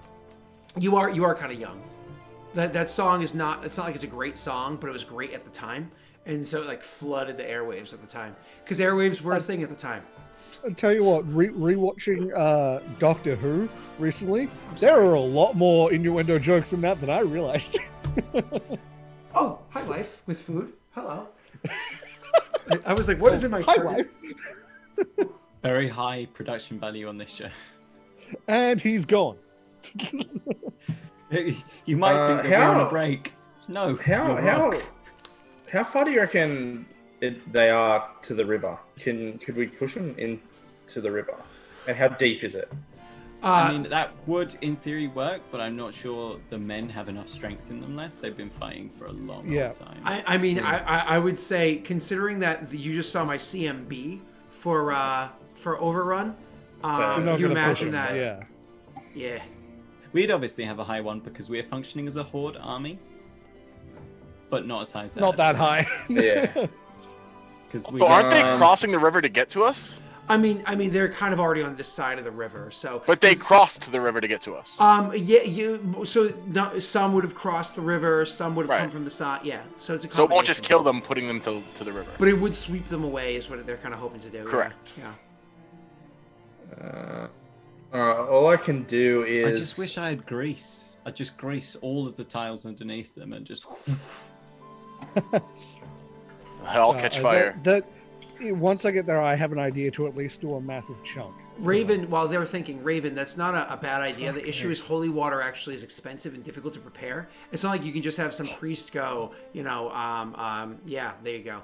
Even the spell costs like money, doesn't it? It costs like a certain amount of like powdered silver or whatever it is. Yeah, So, I was looking at it. I almost got it, but then I saw that it had the expensive material costs. I was like, There's "You know actually a what? really No." cool feat that you can grab. I think it's about. I think the way the feat works. This is again. I haven't played a paladin in I don't know how many years, but you actually are able to like have a super channeled shield that allows you to cast holy water so many times a day for free. And you're able to use your shield as like your divine focus, so you don't have to have like a symbol or something like that on you. Yeah, it's pretty cool. But Okay, I have two ideas. sure. All right. The river's close, right? Yeah, Because they're not using that as a wall. correct. Now, can I? Where is it? Like what's it called? Like raise the river. Elaborate. Well, if it's close enough, where's this fucking spell? I just seen it. Wait, you about to like plant the seeds? Welcome. About to do the opposite, I think. Control water, raises or lowers bodies of water. Yeah, the problem with that is what's the amounts that it can handle. It might be a lot, because that's control water. That's like a 4th level spell or some crap. Yeah, it is. No, it's only water in a volume of 10 feet per level. By 2 feet. I don't know, that's weird. What level spell is it? 4th. 4th. Yeah, I'm pretty sure. Hold on. Pathfinder control water.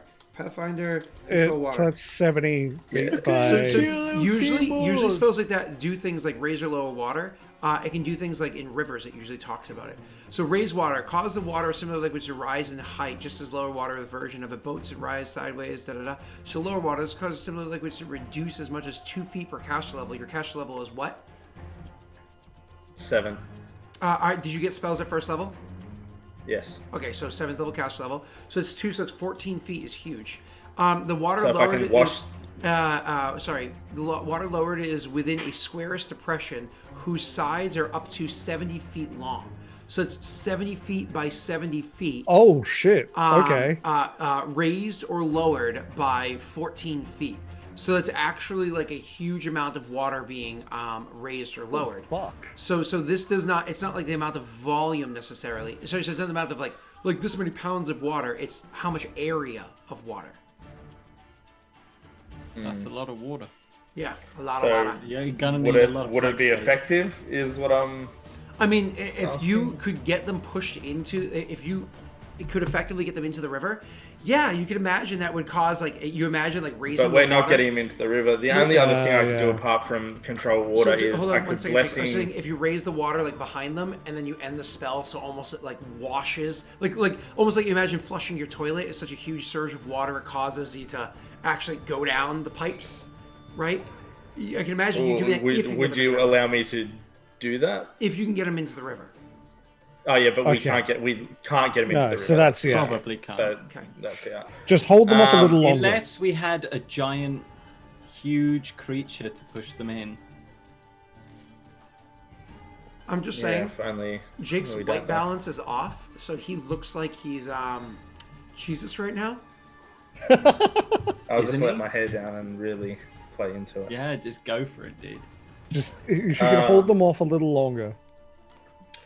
I can cast Blessing of Favor and give the soldiers extra AC or like haste the soldiers kind of thing. But I don't know whether that'd be effective or not in this situation. How many can Because you me haste? personally, I can't. Blue paste into chat for me. I don't have haste. Oh, then I'll Google it real quick. It's Blessing of Favor. They can choose for a bunch of different things. Oh, damn. Dude, that's Increased AC, increased movement speed, double and again extra attack. Oh, and that then, one, yeah. Yeah, I showed you it last week. Oh, that's funny. Yeah, no, that one's fucking Blessing amazing. of Fervor is actually one of the things I was thinking about putting into. I didn't think that you actually had that as a spell, but that's because of your feet. You can do that. I actually want to make that something that can be pinged by the viewers using daddies. So either way, so It's haste. a ridiculously good spell to do. Haste is one creature Yes. per level, so it's 7 creatures can be hasted. Is that what Blessing for the does? No, So it's that's one. what haste does. Yeah, but Blessing of I'm Favor not- has its yeah. own mechanics, yeah. There's Is also one creature per level. As one crit. So that I don't have any spells that can really do anything. Then I'm going through the spell list and there's nothing to help us here. So I mean, I could. Blistering I could Invective? fly. No, they're mindless. Oh, fuck. Okay, while he's thinking, so he's Hang trying on. to do. What's Flesh Puppet Horde? Control multiple zombies in human guise. So while he's thinking of how he's going to be effective, probably just going to run in there with an axe and go, "Admar axe." When you more or come less. rushing in yourself, a bit behind him, because you have to go find the horse and then start coming in, you see, again, as I've described beforehand, plus a blurred motion of activity that is, being to some degree effective doing something. What is your Dex Fucking is found a sensitive. way maybe to get him into the water. Now, just a second. So if when I get there, Seeing this, I will obviously get off the horse.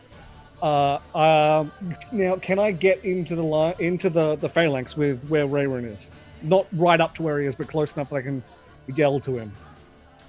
I mean, you can definitely get as close as Nathan, no problem, or whatever it is, right? Like you can easily be able to holler out to Rayron. He just has to make a perception check to hear you.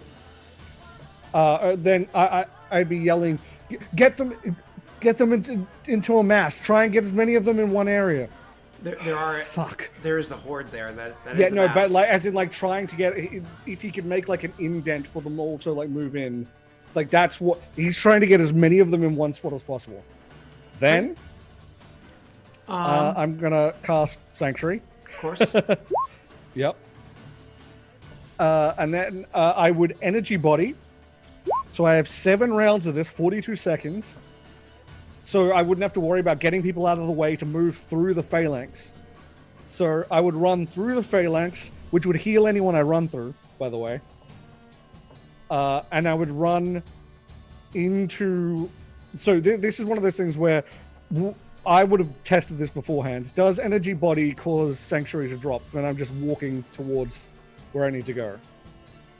As a standard action, you transform your body into pure life energy, resembling a golden white fire elemental. In this form, you gain the elemental subtype and give off a warm, welcoming light that increases the light level within 10 feet by 1 step up to normal light. So more or less everywhere around you is this nice warm glow.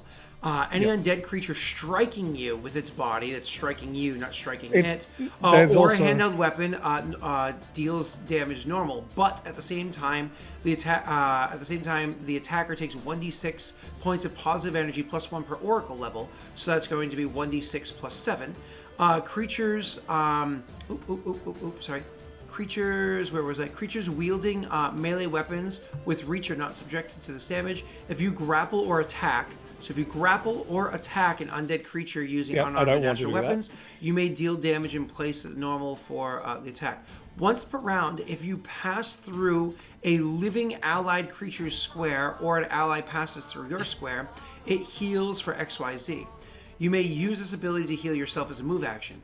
You choose whether or not to heal a creature when it passes through your space. You may return to your normal form as a free action. You may remain in energy body for a number of rounds equal to oracle level, just 7 rounds. So that means the only way that the undead take damage from this is if they attack you. That's fine. But it means I can walk through, I can try and wade into them with this and Sanctuary on. Correct. Cool. And those that are able to actually attack you, those that are actually able to successfully attack you through the Sanctuary are burned for doing so. Cool. Correct. And you can also walk by. You can also walk by Neil, and if you walk by Neil, in theory, you can stroke him. Well, that's exactly the idea. Is like, so for the sake of people who don't know what this looks like, Ilan, he sort of like gets himself ready. He gets himself ready, and then just all of a sudden there's another burst of energy like you saw before, except this time instead of being a wide burst, it's just where he is. He suddenly ignites with white light, and he's now where Ilan was is a floating humanoid form with fire, all like just a white flame where he was, and he runs straight up through the soldiers, through the thing, through Rayron. So you'd get a burst of healing, which I should pop that. I think it's 1d6 plus 7. Yeah. 10 points of healing. Yeah, and then he would wade his way into the horde. I almost see it as like, and granted, this is just me in my mind, of course. Yeah, I almost see it as not even walking through there. I always think of there was a way that you can cheat original Diablo, where it was called like God Walk, and like literally your character doesn't walk; they just kind of like slide. No, it'd be sort of like that, except it's almost one of those like vampire walks. So you just kind of like the way I imagine it is he would be floating just like this far off the ground, but he would be floating and sort of like float that direction. Something like the fire elementals in Skyrim, that sort of floating, and he would float through and then float into them. And when he thinks he's he wants to be far enough in that he can cast it and run the fuck back. Okay. But he does, so he's going to run in, and then he's going to Now, hold on one sec. No, you're fine. So, what are you casting? My apologies. Channel, Gotcha. which doesn't break Sanctuary, you said, which is good because I need that. Correct. So the thing is, this horde has been attacking. Hey, is this your last channel, by the way? Yes, it is. So this horde has been attacking for a long period of time. Everybody's trying to hold it back as much as possible. Unfortunately, they haven't been able to finish killing this thing because it has a ridiculous amount of health. It's really tough, so on and so forth. As you go rushing into there, the thing is it doesn't actually have to make an attack roll against you. It just has to share a square with you to attack you. So I don't even have to roll to try to hit you or to get through your sanctuary. That's fine. The horde is able to just simply do its damage to you. I have an argument. Does it take that damage back, though? Hold on. Then? Shoot. My argument is he looks like a fire elemental, and it didn't attack any fire elemental before. Would it attack him? They don't like fire. They don't That's try a to eat good fire. point. Fire isn't food. So you are correct, and he does get the elemental subtype. There's a difference, however. He's not the fire elemental, right? He's a positive energy It says elemental. white flame. It says Correct. Yeah. But it's not. He doesn't become type elemental. He becomes subtype elemental, which is a difference. That means he's still a person. He just has an elemental subtype, so he's still food. And then beyond that, this also isn't just a straggling zombies here and there. There's also the horde. So the horde is going to rip that's and fine. pull at everything around. that's fine. Does it still take that 10 damage when it gets the attack on me? So actually, that was what you healed him. You're going to be able to roll again when it attacks you. So I'm going to attack you, which deals this amount of damage to you. 74. Does it unlock? Ugh, it doesn't unlock the next tier. Thank fuck. Okay. It rips and tears at you. You get to roll your damage that it takes. Even better. Oh, yeah. 13 points of damage. So after it takes 13 on top of how many rounds of XYZ, how many people have died, so on and so forth, you then just do this huge big channel energy like kaboom outwards. And that's 29 damage in total that you're able to do to this thing uninhibited, which is, just so you know, a ridiculous amount of damage to it, especially after how long Neil has been fighting it. Everybody here, I still don't know what one was trying to do, so I want to hear what he says, and I'm going to have everybody roll me a check. Okay. Could I cast, because they go for flesh, right? Sure. Could I cast Fearsome Duplicate in the river? And then, because I can speak through that, Big boy. can I try and get as much attention as, like, so you got the ones Is it an towards the illusion? back. I think it is, yeah. Zombies are immune to any mind-affecting abilities. Illusions don't really dupe zombies. It's will disbelief, so it is. Yeah. The only ways they dupe zombies is if it has there's a certain tag into it. Can you blue into chat just so I can see if it has that tag? It has to include a small amount of shadowy stuff inside of it. I can't. Figment. Figment does not include shadowy stuff. I don't believe. So Pathfinder illusions. Because there's multiple subtypes of that. No, not illusionist. Illusions. Let's do Pathfinder magic illusion. Magic. Let's go to illusions. So there's glamour, pattern, phantasm, and shadow. So figment. Figment is a false sensation. Perceive. Figments and glamours are unreal. They cannot produce real effects. Glamour.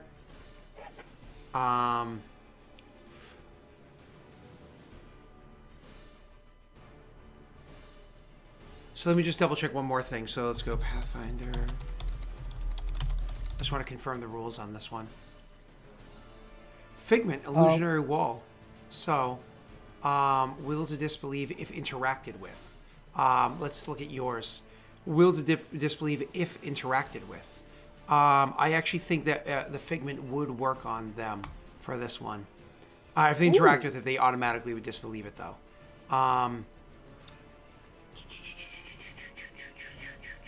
Interact with it. How, like, what would you classify interacting with Okay, it as? cool. So what it is glamours.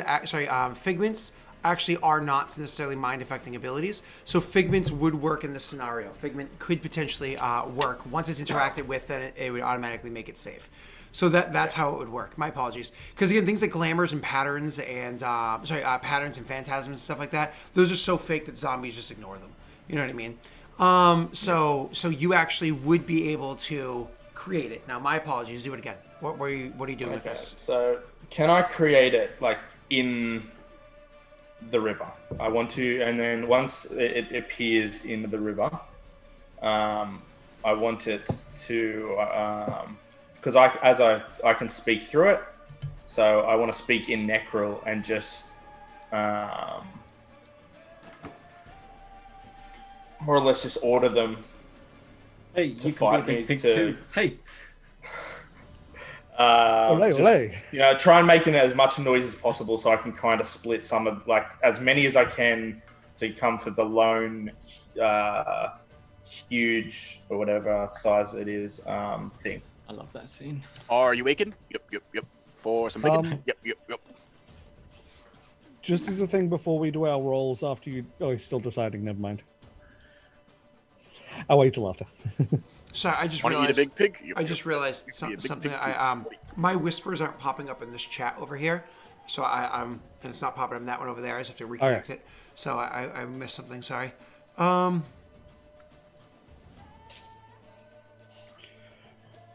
just want to add to my thing. I would have run back through the soldiers in like the phalanx before it ran out, so I can get them healed a bit. Okay. So my apologies. You're describe that one more time, Jake, so I can hear what you were saying. My apologies. More or less, I create the fearsome duplicate, and it will be 2 size categories larger, so I think it's huge size. I think it's larger. Yep. than Huge size. You right? did that before. Yep. Yep. Put that kind of in the river, and try and he just like Track doesn't speak through it in Necril, and he just Yep. Okay, I got the rest. more or less So you're more or less you're just trying to get them to go towards the illusion. I'm not going to say they won't, because actually this creature's rather fucking large. This horde is rather large. So some of them would go over there and attack that, which again reduces the numbers that are maybe immediately there in front of Ray Room, which is helping to keep the soldiers alive a bit. It's not enough to attract all of them back there, though. It's just enough to kind of get some of them to go and explore what that is. Like almost like a wing of what this horde is will go out like running back the other direction instead of pushing forward some more. But it's not enough to actually kind of get them. And unfortunately, once they actually interact with the thing, once they start clawing at it, they will see through it. But I will say that this buys enough time. This is what was able to get you there, Tesh. I will say this buys enough time that, again, Tesh is able to kind of get there and act his ability, so on and so forth. Just because it's not incredibly effective, it just adds to what I'm doing here. So it's too bad, too, because I was about to attack Neil again. Now, everybody do me a favor. You can roll me a knowledge religion is your best one, or a knowledge arcana is your second best, profession soldier is your third best, and sense motive is your worst.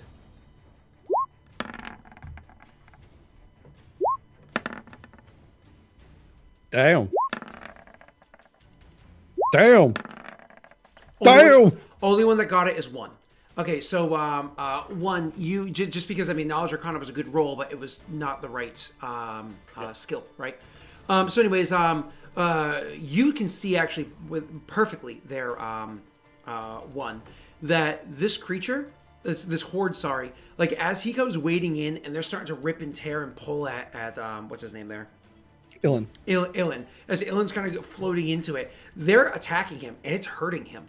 But at the same time, you can see there's like a chain reaction throughout them as they're like pulling at and hurting him. As like one zombie that claws at him and hurts it, it's almost you can see from your vantage point where you kind of like stepped around and you're watching and controlling this illusion that just got dispersed. Kind of like like pull your attentions from it and looking over. As one zombie kind of claws at him and tears at him, there's like an energy that disperses up the arm and through the zombie, and another zombie that's kind of like pushing chest to the shoulder of that one from behind disperses through him, and another one that's kind of like trying to rip past that one there and try to get forward disperses through them. It's like a chain reaction through them of like how much damage is happening. So as unfortunately Ilan is being injured, fortunately the zombies are being greatly affected by it. It's actually having a chain reaction harm to all of them. And then you see Ilan do his classic big burst, and boom, there's a huge wave that you can literally just see a whole bunch of zombies immediately around him, almost like makes a crater where they drop. And this is like a half-second moment on like a battlefield where you kind of like right after that, again, we've seen in war movies, whereas right as the bomb or grenade goes off, it's a half second where everything almost gets like quiet for like just a moment, as like there's like a pause, especially from Ilan and Rayron's perspective. There's like a pause of like, is it over? But then it's not over, as like the other zombies from the outside just start like immediately clawing and getting in there as quickly as they can to fill that like negative space that was just created. You can see that was so incredibly effective that there's actually a chance that they can be defeated, but you need them to continue. The onslaught needs to continue. You can't pull back yet. I don't know how you would handle that information. Okay, I would just yell and throw my voice with the Mama's Rough towards the soldiers. We need to hold the line, hold them, give Ilan time to do it again. We can, I don't know, we can hold. No. Does Rayron change his approach or no? Does Nathan change his approach or no? I'll let you boys go first, and I'll ask Ilan afterwards. No, Nathan would continue his approach. So he would just keep taking up the left side and the right side? Okay. Yep. Neil, you, sir, is Rayron doing anything different, or just continue to hold the line, keep them at bay? Well, I don't know. I'm conflicted because I hit one with lightning and it did nothing. However, I just saw how energy travels through. You also saw lightning get called down by him, and it did something. Who called down? Oh, he called down lightning on them. Yeah, we said that like maybe an hour ago in real life. Oh, fuck it then. Whatever it is. Rayron will consume the bonus on his sword to switch it to keen. And he'll step forward for a spell strike. All right. Why don't you actually roll that one attack for me?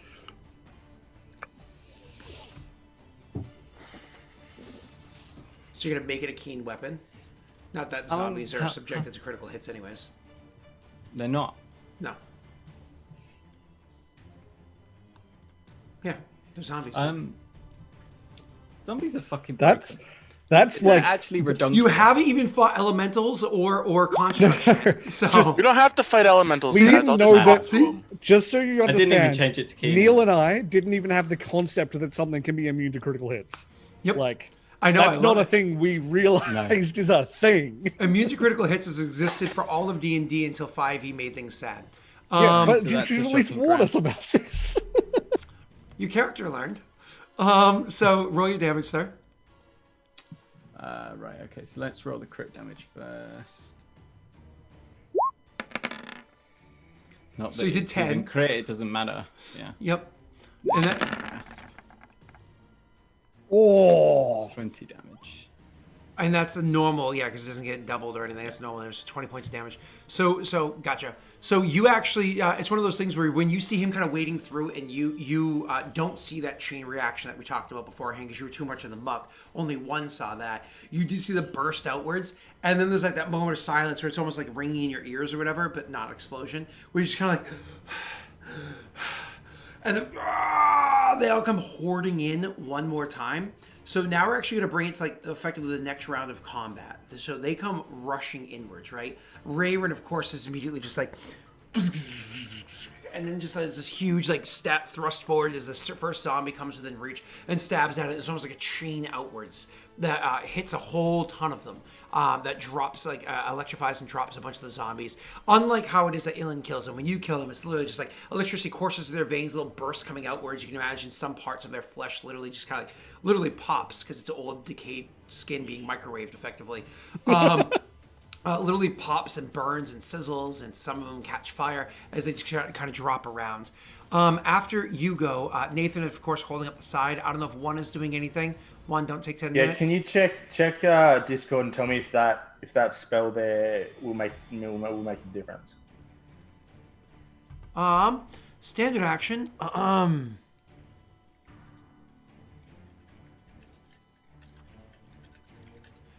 Actually, yes, that's similar to what what's his face is doing. Absolutely. Well, Did you do that? That's what I'd have to do, and I have to call on the power of my god to do it. Is this one of the ones now you can't use your god's power for a week? Yep. Okay. So describe. So seeing Ilan do that, seeing them kind of rushing back in, seeing that you really need to hold the line, this is the moment, and then you hear, you see Rayron just kind of like grabbing with the sword and thrusting forward, and what do you do? I imagine he's on the front line as it is, and he's just trying to like hold, and then he, in his mind, just calls for the power of Brogar to beat back the tide, and then he would just like, as if he's pushing through, he would just move forward, and he would just kind of light up, similar but not like. Yeah, you're not becoming an elemental or anything like that. So you can imagine as he's calling to the power of Vroga, so on and so forth, as he's walking in, literally his skin gives off like a soft glow. Just a very soft glow. And he's more or less, you're just going to wade into the zombies? Yeah. Okay. So do you attack them as you walk in? Like don't, I'm not going to make this easy for you? Or you just kind of like screw it and you just kind of like walk into them? Well, I'm not exactly sure of how the spell works, but they have to hurt you for it to hurt them. Yeah, well, I mean, I would push into, but I'm not gonna like try and fight my way to the middle. You know what I mean? Yeah. So you literally just you just more or less kind of let them take you. Yeah. Okay. Cool. God. In your character level 7, so it has a maximum of that. Cool. Another one of the chosen. So that means I get to just straight up hurt you. Because more or less they share a square with you. On my turn, I'm just going to hurt you, which I'll get to my turn in a second. So before Ilan, you get to make a choice now, and then I'm going to take my turn. I would be moving back into the ranks with the soldiers. So you choose to leave where they are. You choose to kind of like back up. You don't stay there. Yeah. Okay. Yes. The reason why is actually, you know what? No, I'm gonna move back, but right in front of the soldiers, so I can back up if I'm like in terrible danger. But I want to be able to do something. And then as I'm backing up, when like enough zombies gather in an area, I'm going to be checking out Burning Hands. Sure. Okay, cool. So you're just throwing out a random burning hands at them to just hurt them a little bit more. But you want to be the person that they attack rather than the soldiers. You want to like kind of stand and right in their way. Yeah, and when they do attack me, I'm used. Pardon? What's the reflex? 16. Okay. And for flavor's sake, this is for the people paying close enough attention, if there are anyone nearby. Actually, no, because I'm in the energy form, so you wouldn't see anything other than just the flame coming out of the energy form's hands. Okay. And 10 points of damage. Let me just /GM/ That was I rolled 3 1s in that, by the way, guys. Cool. I make my reflex save anyways for the half damage, so it's all good. Oh my god. Yeah, they're very dexterous. Beautiful. Thank you, sir. But it's also AoE though. And now it's my turn. First and foremost, they're going to overrun, so they are going to push forward. You chose not to stay inside there, like more or less you chose to kind of like back up a little bit or whatever, which is fine. Yeah, I'm staying just in front of the phalanx. Like literally, I'm back against the shields. oh, in that case, you're more or less still inside. So they're still going to be able to overrun. So they're going to push to overrun again. This time they're looking to take Neil and everything as well. So /roll 1d20 plus, and let me see what my modifier was again. Now here's a thing. Please. I have Shirt of Immolation. Yeah. So if they're trying to grab me, does that trigger? Technically they're not grappling you. They're just sharing a square with you. Okay. It's different, right? They're not actively grappling you, so Yeah. It's weird that Sanctuary doesn't. I guess it's just the way that this is. the mechanics, yeah, because they're not actively attacking you. It's just like they're ripping you apart just by sharing squares with you. Yeah, don't get me wrong, Sanctuary is beautiful, but it's So with them attacking you, this is what they're going to do because they're able to easily push in. They're going to be able to attack all three of you simultaneously. So all three of you are going to take this damage. Okay. As well as the poor NPCs that also happen to be caught in the horde. And then they're going to take a retaliation from what I do to you. Do I? God damn it! I won away! I won away! Oh, thank fuck. One away! Alright, so each of you take 25 points, sorry, 24, sadly. 24, god damn it. Points of damage. Lucky. So, when they do that, Neil, you just simply take 24 points of damage as a return for your stabbing them. What's your face? Tesh. Roll what your damage is as a return for them attacking you. Okay. 10. 10 points of damage, which is again beautiful. And then Jake, you deal back to them half of what they dealt to you as positive energy. So they actually take 12 points. You actually wanted them to do more damage because the more they did, the more they would have taken. So between that 10, that 12, which is 24, Rayron, not too long. Sorry, that fire, which is doubled and halved, so 10. So it's what did I say? 22, 32. The electric damage, which is a flat 20. 32 becomes 52. Your sword we're doing, Got 10 physical as well. Yeah. 52. from a Plus, magic sword. beforehand, you did your 13, 52, 65. Plus your channel energy, 65, 75, 81. Plus your energy body, it was a healing. So, what did I say? 81. On top of everything that the armory was doing before that. Literally, as it's like ripping and tearing at the party, you can literally see this a chain reaction outwards of all this positive energy and everything that's kind of like reaching out energy, tearing apart through them, and then all of a sudden the horde just kind of drops as this like network or web stretching out of positive energy goes through all of the undead, and they just drop. Now, we know mechanically, and we know as viewers and PCs, that this was a combination of all the different attacks. And we also know that one weighted his way in there and that actually hurt a bunch of them as well with a similar, the weaker effect of what, technically more damage this time, but whatever, of what Ilan just did. But Ilan's power is so, what's the word I'm looking for? Over the top in its look. It's so ostentatious with its display that what people see is literally Ilan went in there, did this huge burst of energy as the zombies came up and started clawing at him again. It was a huge chain reaction that kind of like webbed outwards, more or less from Ilan with a bright, shining, glowing light. That's what caused the entire horde to drop down and fall. Again, the way that they fall is very much they just... So it's just a huge, massive pile of dead bodies right there before you guys. On the outskirts, Nathan, I imagine even you seeing that, it's like a stop and blink as you're like, holy shit, they actually stopped them. As a stop and blink as you see that happening.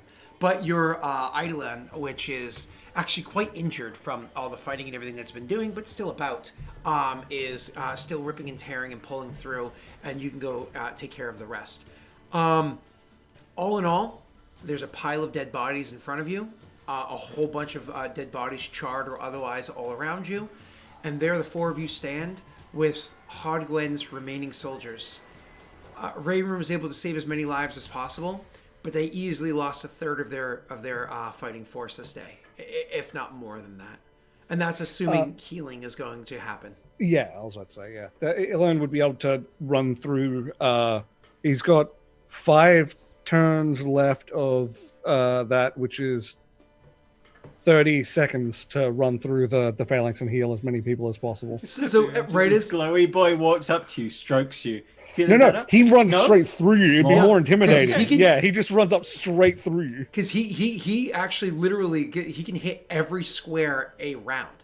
So if he can move 6 squares around, he can hit 6 people around.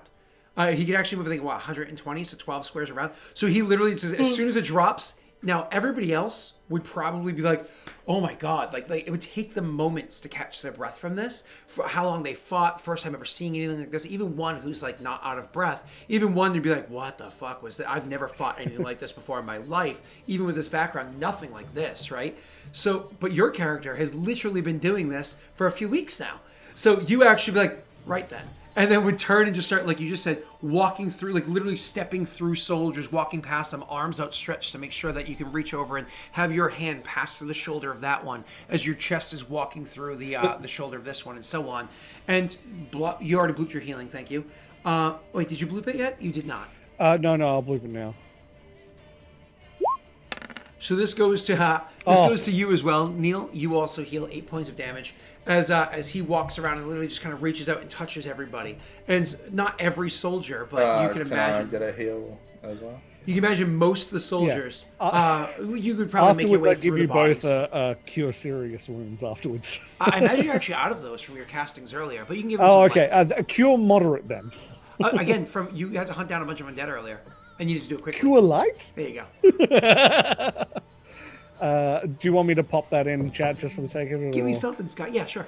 2 of them. All right. Rayron's first, we'll- because he was we'll- closer. And then the other one. Okay, so 11 to Rare and 14 to Grishka. You did do both at once. Oh, Okay. you did two at the same time. I didn't even Yeah. see. Yeah, I mean, either. I was like, why does it say green 14 if it's only a 5? But never mind. Perfect. So you, you actually go around and heal almost every injured soldier, doing them well. Go ahead. Yeah, and you'll see that the second he thinks he's done with the healing, the change in demeanor is he's just spent. Like he is barely standing, hobbles over to a wall and just slumps against it. Okay. And you didn't heal anybody, like you didn't worry about people like Nathan or anything like that, did you? Is he injured? I don't know. I imagine yes, he is from his fighting, but these are scratches. These would be for the Not people enough. that the horde swarmed is what he Correct. would be Yeah, using these Yeah, for. no. Cool. So you literally, just to bring the RP moment to this, the 2 of you were standing there amongst the soldiers that are there. Ilan having just kind of like pushed past all of them, needing a moment to finally breathe, goes over to a wall, somewhat back, not necessarily near anybody, and just slumps against it and is like hard breathing, out of breath. Nathan also out of breath, more or less out of spells. And the 2 of you, I mean, Rayron, that was the hardest fight for your life you've ever had. I honestly wanted to get a 3rd attack against you, but other people kept Everyone rolling was a so one-hit well. hitting there. Yeah. Other people get rolling so well, I wasn't able to make a 2nd attack earlier to do the 3rd attack later on, so unfortunately. What do you guys do as the 2 of you are kind of like standing there? You literally just saw the hero of Hod Gwen do his thing. You know you did your part, but... Come on, Yeah. he's the hero of Harrod. We'll yeah. Give it like half an hour for the Yeah, hero. sorry. That was a Freudian slip. So, you 2 of you standing there looking after him, and Nathan again, tired and injured, but not so much. So certainly not complaining. Over there, and you can see the Eidolon, because Eidolons aren't full-fledged fire elementals. They're not like literally bursting. They're just creatures that are of fire. However he describes it, you can see that thing's heavily injured as well, but still there. I'm going to pull the camera literally to you 2 for the moment. Standing amongst your soldiers, which are literally standing or sitting or collapsed to the side, trying to catch their breath, very injured. Waves of corpses all around you, whether if they had been undead prior or not. The 2 of you having just witnessed what you witnessed all around. What does one of you say to the other? One would be like breathing heavily. There's still the hole in the other wall. I'm going to get some of the common folk and try and just put anything we can find to block it up. I'm going to have to leave you in charge here, and I'll meet you back at the whatever they've been using as a headquarters. I'll meet you there as soon as I can get this wall blockaded. Right. Yes. Of course, the wall. And yeah, I'd turn and like literally start running and like calling out to like the commoners and stuff like to block the breach. like bring out whatever they've got, whether they see rocks on the ground, like wooden furniture, whatever, just to block up the hole. Are you going to do this like your intimidation to diplomacy, take that free 10 sort of a thing? Like you just like get anything, like that sort of a approach to it? Probably. Okay, if that's the case, what's your total modifier, just so we know? Because we know you can take a 10 and we know you can use intimidate to diplomacy. 30. So it's just a full 30 when you take a 10? Yeah. Okay, so and you just start calling at people, get anything, get everything, so on and so forth. Block the breach. Yeah. And then you're going to stand probably outside the wall with your axe at ready, kind of like how Grishka did beforehand against a horde of people before to fight back the stragglers, I imagine. Mm-hmm. So you say that moment between the two of you, and you're like, I'm going to go handle it, and you can just you still have expeditious retreat on you. You just start like running to get there extremely quickly. Rayron, that leaves you behind with these soldiers. Is it speech time? I mean, as you said, Rayron is covered in gore, and far too much of it is his own as well. Like his gambeson, his padded armor it's literally there's tears through it. The force that these creatures have been using is not human. I think he'd like look around at the men somewhat, look over towards Nathan, nod. And then he'd hobble forward towards Ilan, and he'd just grasp Ilan's wrist and raise his hand, and then take a step back. So you help him up, sort of a thing, and then hold his hand up like he was the world wrestling champion. Exactly. Yeah. Awesome. So he's like Stone Cold Steve Austin or something like that. And then don't expect a newer reference. And then he's gonna go for it. No, I kid. He's not gonna do a speech. He'd simply say, "The hero of Harvard walks amongst us." Nathan would start clapping. Sure. Roll a, because you're trying to inspire this sort of a thing. Why don't you go ahead and roll me a diplomacy check, sir? Now, does he get any pluses because I start clapping? Because like, if someone starts a slow clap, you got to join in. I mean, you don't have to. You can just stare at the box. No, you do. You join in. But you make a diplomacy to aid him. Oh, don't do that. Because if I roll poorly, you're gonna say I do the opposite. I mean, only if you roll really poorly. Yeah, but that's probably gonna happen. I'll just roll. So he just takes the 30. Okay, you can roll, Nathan. Oh God. Look, you gave him a +2. Okay. It's a 32. Neil, do you want a luck die? Try for a 35? I don't think mechanically we're going to get much benefit. Like, do you actually get benefits to 35 in Pathfinder? I mean, there are actually DCs can stretch into the hundreds, depending on what it is you're trying to do. Yeah. If you actually look at the 3.0 epic level handbook, there's DCs for like 100. Like if you want to make a balance check on a cloud, it's DC 100. Nice. It's crazy. Anyways, if you want to escape artist or a keyhole, I think it's a DC check 80. But you have to be a quasi magical creature, like a 20th level or above, or 21st level or above, to be able to pull that off. So swim up a waterfall. Norway knows what I'm talking about. Heyo. I think that's only a DC 50 though, to swim up a waterfall. So maybe it's 60. Anyways, so salmon. So you so ridiculous. Stop talking about your little swimmers, Scott. Let's move on. No. So yeah, you go over and the people start cheering and clapping, and people start coming out from where they were. There's not a lot of people around. Obviously, they had ran and hid a long time ago, but there is also, of course, the train wreck mentality of humans, where we want to see horrible things that are happening and whether or not we're going to die. So the perfect example of it is in one of the Thor movies when they're like, everybody get out of here, you're gonna die, and he's like, are you kidding me? That's Thor with his hammer and everything, holding like a camera. It's like, and you saw it in one of the what was that shitty movie, the Hulk movie, where all the students are watching the Hulk like pick up tanks and throw them. People are like, look at me with my flip phone because it's 2008. Oh. And you're like, it's one of my favorite quotes from Doctor Who is, the end of the world will come as it always was going to, down the lens of a camera phone. Yep. I mean, that's just the way. 7 have a feet. All right. So, anyways, come on, clearly 7.5 feet. So, nice. So, what was I saying? Yeah. So you see that the people that are around that are actually there, and there's it's not the entire city by any stretch, but a good number of them join in the clapping and the cheering and whatnot. And the name of Ilan, or did he say Ilan? No, he just said Hero of Harad. The name Hero of Harad is spread amongst them. Nathan, where do you go over and join the two of them? Yeah, I would walk over to my Eidolon and just have him like start burning corpses, and then I would walk over to them.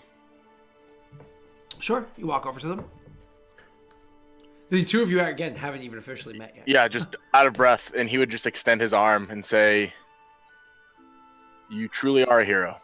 Rome would take it. Thank you, thank you, thank you. You see a hesitation in the second you start to talk and you say that you truly are. He knows what you're going to complete, and he's got that little bit of hesitation, but he'll take the handshake and go, Ilan. Hold on. As you take the handshake and you start to say Ilan, oh yeah, something happens. Literally, as that happens, and you say that, it's actually Rayrin that notices with his eyes, but Nathan, you feel something. All of a sudden, your connection to your Eidolon over there, you can feel it wavers for a couple of moments, and then the connection completely severs with you and your Eidolon over there. You feel a new connection form. You can still feel your Eidolon, but it's not the same. It is very strange. What you see, and of course you're going to turn around and see this in a moment, the after effect. What you see, Rayrin, is you see like one is like kind of just back to a wall. The other was, face to a wall, back to everything else behind him, extending his hands. You're kind of like standing at the awkward angle where you can see one here, and the fire Eidolon over there. All of a sudden, you can see the fire Eidolon, right as they clasp hands, starts to like, kind of like its lighting starts to waver, almost like a flickering flame that's about to be snuffed out. But as it's starting to flicker and waver, it doesn't snuff out. Instead, the coloration of it, instead of being this like red and orange and maybe at its core slightly blue color, it actually starts to transition into a purer and whiter light. And then all of a sudden, the entire flame is gone, and it's entirely replaced with a humanoid form of a glowing white light. I would immediately let go of his hand just because I'm like freaked out for a second, like the feeling. You said that like connection, so I would immediately just like. Would I have felt anything? Like I don't notice I don't even notice, and I don't even notice that yet because, like you said, it was behind me. So I'm in that case, what Ilan would actually, the second you break away, he would like, oh yeah, sorry, it takes a bit to getting used to. You don't know what that means yet. What did you just do to me? Well, when you turn, you imagine. Do you look at your Eidolon? Because you obviously. I would after this quick conversation. Oh, sure, what did you just do to me? Yep. Yeah. I didn't do anything. Just my hands are fairly injured. I thought that's what that was about. He looks at you like very strangely, and he like looks at Rare and is like looking around. You see his hands are like fully wrapped, and they're tightly wrapped. And he looks at the thing, and he's like, "What was that?" And you turn around and you see again, it's this glowing white light. But as you're looking at it, you can feel a connection to it. It's connected to you. Same connection that you have with the earth or the fire or the water or whatnot that you've summoned before. I walk up to it and I speak to it. Sure. Does it understand me? What do you? What language do you speak? It says "Hey" again. Exactly. What language do you speak? Because this is gonna be great. Yeah, exactly. This is gonna be Ignan. Okay. It says "Child, do good." So you speak to it. You speak to it in Ignan, and it actually will respond to you. What do you say to it in Ignan? I'm sorry. I would say, "Are you the same? Why have you changed?" And its response would simply be, "The same as what?" You were during battle. I just arrived. He like lets out like a sigh. So he's gone. Who are you? I am me. Is there a way that I can aid? He asks, well, he was supposed to be getting rid of these bodies. Can you get rid of these bodies? Looks down at them and looks back up at you and simply says, where do you want them placed? He like lets another sigh. I didn't do this. I'm sorry. I'm going to try to dismiss it. Okay, so you just kind of like shake your head. You concentrate for a few moments. How long does it take to dismiss it? Just a standard action? Dismiss it is boom. So standard action, yeah. So you concentrate for a few moments just to kind of send it back. And you see it kind of... And it's gone. I'm going to take a minute to call a fire eidolon to me to see what happens. So you're like look around, you're shaking your head. The two of you, of course, witnessed this, and the fact that he didn't expect that, and so on and so forth. I do, because now it is right. He went over there, had that conversation. You had to walk over there, have that conversation. So the two of you say anything to one another from a side yet, or no? I was about to say I would look at Rhea and say, he said. Wait, what does he mean changed? Does it not fire. Normally do that? It was a fire elemental before. I've never seen him summon one of that color. Huh. He seemed confused. He was asking about the other one. Yes, well, just like you, not everyone is aware of their capabilities. Oh, Huh. Now, Ilan, you've saved these people. Perhaps not single-handedly, but you had a large part in it. Oh, sorry. The white wasn't. The light wasn't pure white. Sorry to interrupt you, Neil. It was actually scintillating color. My apologies, but Neil, continue. It was rainbow. Yeah, it was. What, Scintillating. The Saruman of many colors. It was mostly white, but also had like rainbow effects, like scintillating kind of colors, like pastel, I assume, because they're so light colors, right? But it kind of like moving through it, and like almost like rainbow waves. Okay, kind of moving that's through cool. it. But it was mostly a white light. My apologies, Neil. Go ahead. What was Raven saying? Use that you save these people. You saved these people. Whether you feel like a hero or not, you are now. Try to act the part for a little bit, yes? Give these people hope. He'll like take a moment to look around and realize that he's right. As much as he doesn't want to, he'll look back at Rhea and sort of try and pull in. He'll stand himself up a bit more, but obviously still very much like, ow, everything hurts. And just, I can try. Raven will give you like a light pat on the shoulder and nod. I have an idea. Do you have a flask or something? A water canister? During this anything? conversation, because of how long it is, he does get to his knee and start resummoning. Cool. Do you have a water skin or something? Raven would like pass you off his water skin and head towards Nathan. Is it empty or is it full? It's not full. It's Okay. got some water in it. You'll see half full. he actually like holds his hand over it and it inflates to be full. Cool. And he'll like hand it back and Is it wine now? I can no, it's just water. He has where is it? Just create water. So It's a good one. So Nice. he would just say, get anyone who needs water to come to me. I can help with that. Why don't you visit the people? Stop by, see the soldiers. Their water skins surely will be empty. Make yourself known. Introduce yourself. I'll try. I'll be with you shortly. And then he's gonna do that. He's gonna go try and tend to the soldiers. He'll try and like help if anyone's got like a injury that's like urgent. He can try and help put it together because he has no spells left at all. But he has heal. and he'll give water to those who need it. That Sure. sort of stuff. And as you kind of like walk away with that or whatever, he finishes his summoning, and then the fire Eidolon, of course, still injured from before, it hasn't had time to heal, returns. And it'll literally return, looks around, kind of taking in its surroundings, and responds to you saying, sorry.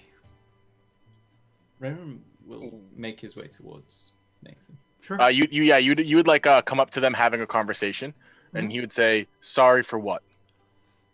I know this sounds very futuristic, so my apologies. Our connection our connection was disrupted.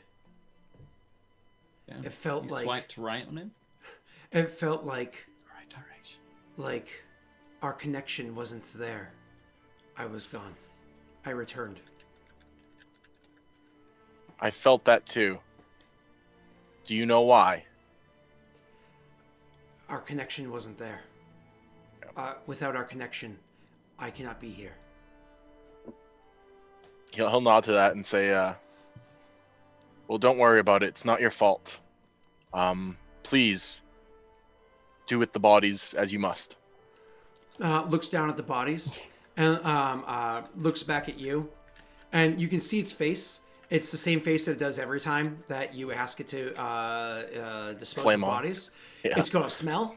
So one of those gives you that like warning look, and then literally will go over to the bodies and kind of like just like stretches out its arms and kind of drops itself down onto them. And I know it sounds goofy, but it literally starts like rolling across the bodies, almost like you'd roll up and down a hill. But Right. it's not meant to like Does look like a funny. snow It- angel. It looks Right. like a rolling log of fire that's setting them all ablaze. Right. And you imagine that some of the soldiers, the ones that can maintain their mentality, so on and so forth, the ones that are actually aren't freaked out, ran off, crying, shitting themselves, so on and so forth, though they might still have shit in their pants from before, will actually grab a lot of these corpses and hoist them onto the fire. Yep. That Not the corpses of soldiers. The corpses of soldiers are recently killed. They'll try to keep buried. them for the appropriate burial, but like Correct. all the old ones, you know. Yeah. He would from his sitting point, he would like turn and look over his shoulder, sensing that you were there, and just look up at you. Can you summon back the other one? No, I don't know what that was. I don't know why that was. It seemed to have occurred when I touched that hero. Seems rather useful. Hillen's power is quite effective against these abominations. It could be useful, yes. It was also scary. For when that one is called, mine disappears. I feel a connection to that one, but it's not the same.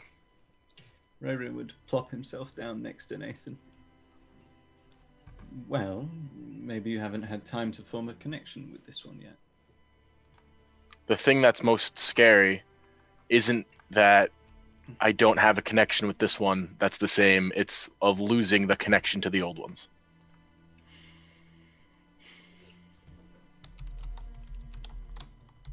Rorian would proffer the water skin that's now full. Well,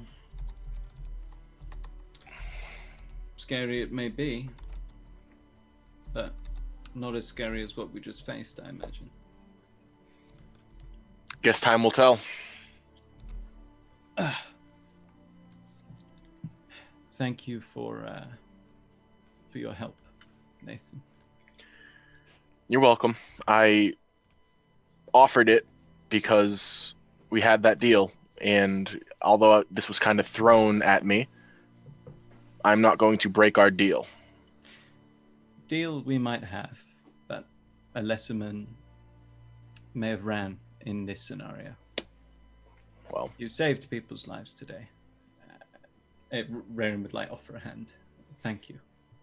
he would shake his hand, and then like When you as- shake his hand, you Oh, feel God. a similar disruption happen as all of a sudden the flame next to you once again starts to choke and whatnot and grows darker and darker and darker until all of a sudden it is gone, and what stands up from the ground instead is a creature seemingly completely comprised of a deep dark color, as literally as it moves and looks about, it is ash just falling off of it everywhere around it.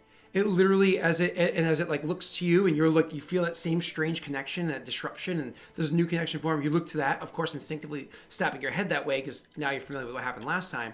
You look at the thing, and it just walks up to you, and literally every step it takes leaves behind a small little pile of ash, and ash is constantly kind of like, I don't know if you've ever like say cleaned out a fireplace or like or something like that. How ash almost seems weightless. It just always seems like rising off. It's just there's like an ash kind of coming off of it all around or whatever.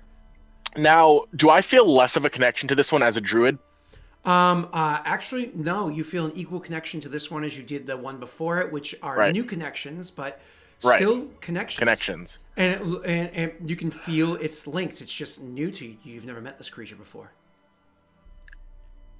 As it like walks over, like, and I make like eye contact with it, like I look up at it, I don't even say anything to it. I look at Raren, I look at it, I look at Raren again, and then I like just dismiss it.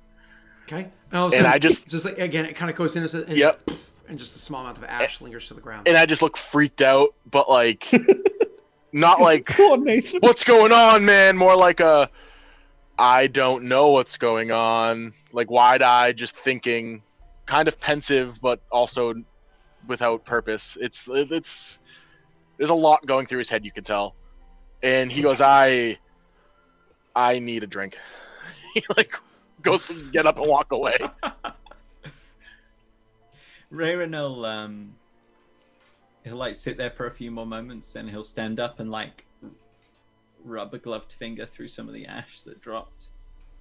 Rub it. Give it a little sniff, maybe a little. It tastes like the ash after burning corpses. Is that technically? It's just carbon, but is that technically cannibalism? Can I make a knowledge check? Let me see your character sheet. This is an extra planar entity, right? Correct. I just don't know if you can do that. Let me look at you. Yeah, would I also be able to make a check of some sort? Technically speaking, you can do nature, and Neil, you know what you're rolling. Jesus. So unfortunately, you have no idea there. It's fitting. What you know, Neil, is very, very limited, of course, because the understanding of the different planes is something that's not very understood. However, it is believed that there are more than just the 4 primary planes. That some believe that the way that that the edges of some of the planes themselves are supposed to be infinitely large. They're infinitely in every direction, infinitely large. But somehow, despite being infinitely large, sometimes the edge of one plane can crest the edge of another plane, and that makes within that like kind of like line where they touch an infinitely large plane. That's almost like an admixture of multiple things. It has long been theorized that that there's a whole plane that exists, say, between fire and earth, where magma might exist, right? That's kind of been thought about for a long, long, long time. Maybe fire is able to touch with something else, and I don't know. With a check like that, you do know that if fire and air get too close to one another, that it does make smoke. But the thing is, this isn't smoke. Like, again, it's theorized. You don't know it for a fact, but you know that, well, the theory that if fire and air, that when those two planes touch, that smoke is created. But this isn't smoke. This means that fire would have to be touching with something else. That's outside of your realm of understanding what that might be. There might be more planes than just the 4 primary ones that you know about. And there's been RP in-game that might give an understanding beyond that.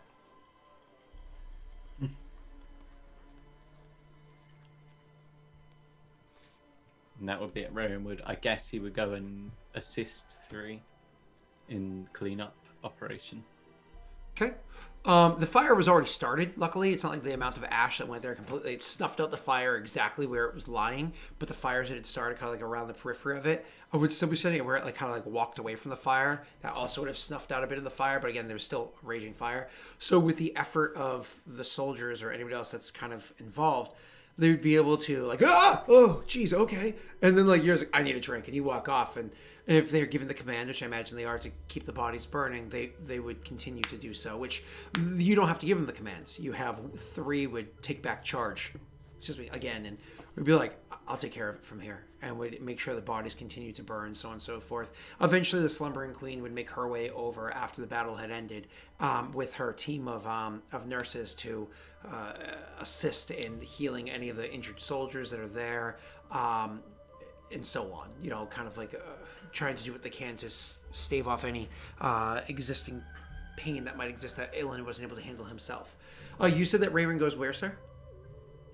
Well, Rayron would initially go to help 3, but clearly it's all in hand, and 3 and Rayron don't really like get on, so it's not going to be helpful him being there, like getting under her feet, even though she's tiny. So I guess Don't let her hear you say that. he'd make his way towards the map room, I guess. Sure. So just to kind of like pull the attention, one, you're able to keep an eye on things long enough that you're able to pull you're able to pull things together well enough over there till eventually a couple of guards can come over and hold the wall. Actually, as a matter of fact, even himself, Idric, would be willing to come over with a handful of guards and say, "I've got this. Thank you. Thank you, Chosen." And to allow them to finish building up a makeshift wall so you don't have to stand there indefinitely. Nathan would go grab a drink, but would once again be able to kind of like rejoin with the party. Ilan, where did you say you had walked off to again? I was among the soldiers and townsfolk that have come to And see. you spend and the I'm amount of time giving doing them that, water, helping medically, that sort of stuff. Why don't you do me a favor and roll me actually a check to see how well that goes? Because obviously you're trying to portray yourself as being a bit of a leader to them. You don't have anything like that, so you can actually. This is going to have to be a heal check as opposed to a diplomacy. Yep. So you can diplomacy actually do a heal for how effective you are in your aiding them, and a diplomacy for how effective you are in your kind of speaking to them. And tell me if you want to modify either of these. Oh, pardon me. I mean, I think those are pretty good for just the general going around and helping Pretty people. good. Yeah, I think they're solid. Cool. So you're even though he effective- could do so much better on that diplomacy. So you're effective in your lending them aid to kind of like prioritizing so on and so forth, but giving the important notice to the. If it helps, I also have purify food and drink. If there's any stalls of food that got knocked around, that sort of stuff. Oh, sure, that's actually great in case there's like a viscera or anything. It's like one of those. Exactly, Like, let me see yeah. the food, and you look about, and you're like, some of this is rotted. There's literally a dead zombie inside this pail of water. You literally just kind of like pull it out and nobody's looking. You cast a spell. So even though they don't know that the spell is effective, they also probably wouldn't want to see like a zombie head that you pull out of a bucket. And you're just like, Yeah. and they cast a spell and it's all clear and clean. And they're like, look, we have trays of food. And so again, you're actually pretty darn effective because your DCs are set by your methodology and the overall tone, not just, you know what I mean? That's like I had a flat number. So obviously using those additional kind of spells to aid you and whatnot do help. And your heal check did help your diplomacy as well. So you can see that the I also have people- mending, so I can help mend armor and stuff of the soldiers that got broken and stuff. I imagine you could even kind of like lead your way eventually over to meet up with one as like Idric's like, blah, blah, blah. And you kind of head over to Idric and you can join up with one to walk away. You can actually help with the mending to even mend the parts of the wall that have already been built to reinforce them. Now it's like, looks good. And then they can like start piling on to the next part and so on. So eventually what I'm getting at is like a couple hours will pass. And eventually your characters can all kind of pull themselves together. And I'm going to have you all meeting in the map room, but not before, of course, Rayron, who head there directly, gets there first. I'm going to have the camera on Rayron, then we're going to skip a bit of time and have everybody join together. So Rayron, when you go into the map room, there is, of course, a soldier that's standing there.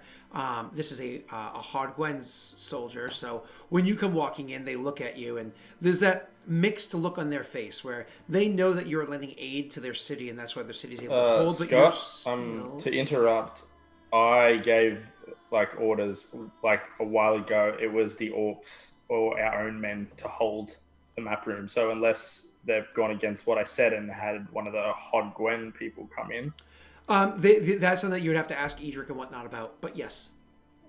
okay. So so when you go in there, it is a Hodgwen soldier. So again, there's that mixed view. This is again similar to what it was. This wasn't an orc that was there before when Nathan came through, right?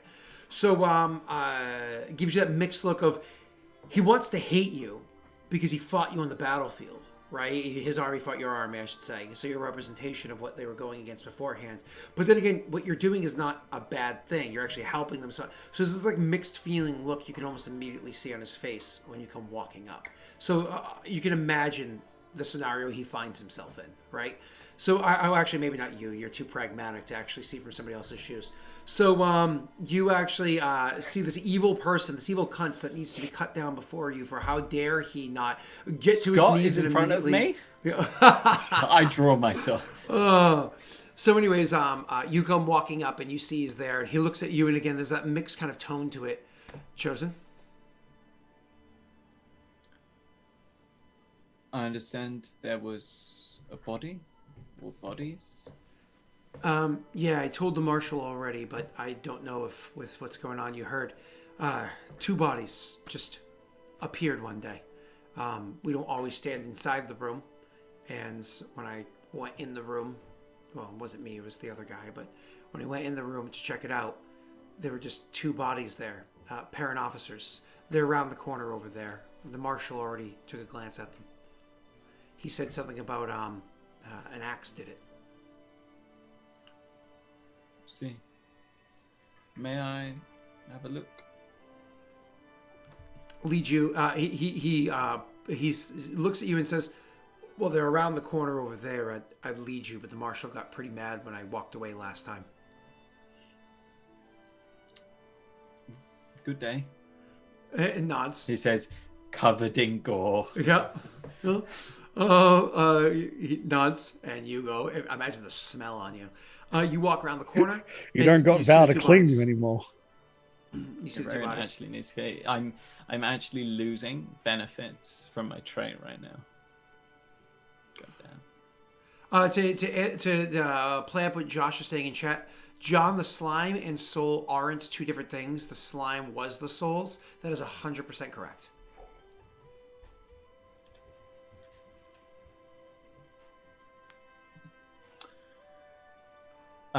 That is known in game, because it was told to Rayrin by the devil. So that is in game known. I don't know if Rayrin told anybody else that those were souls that he traded. I think only Rayrin bears that burden. Others just know that he made a deal to have boons, but it is canonically known by Rayrin. I thought he disclosed that with me, but I don't know if he disclosed it to the We'd have to souls. get Syl to check whether or not he told you. yeah. I think so. Don't give Syl tasks. Don't give Silencio tasks. But he's the best. No, at the... you hush. You tell me what you're doing. He'd give the bodies an inspection, give them a look over, look for like, is there something that what's his face might have missed? It is heal is the easier DC, and perception is the higher DC. Okay, we'll go for a crappy heal check. Sure. He's also using detect magic because he knows that's something that 1 cannot do. You actually get the same exact result as what's his face over here. So I will tell you have the same exact result. Do you want to modify that? I believe I remember that it looks like it's done by an axe with a very specific format, like a specific notch cut out of it. Correct. And modify it, see if you get anything better. Modify it? What, you want me to luck it? Yeah, luck it. You have to get You a want 4. me to luck it? I want you to luck it. It's your luck. I mean, don't blame me when I don't roll a 4. So it's as you recall, as you were just stating, you, funny enough, learned the same exact thing that Nathan did. Oh yeah, of course it was Nathan at 1. My bad, sorry. And I recall, I presume Rayron would be aware, I've seen axes that are dedicated to worship, that are wielded by worshippers of Rogar, that have this specific cutout, right? Yes. I mean, you were introduced to this design specifically by what's his face? Jake there. 1. What's his face? I'm terrible at names, you know.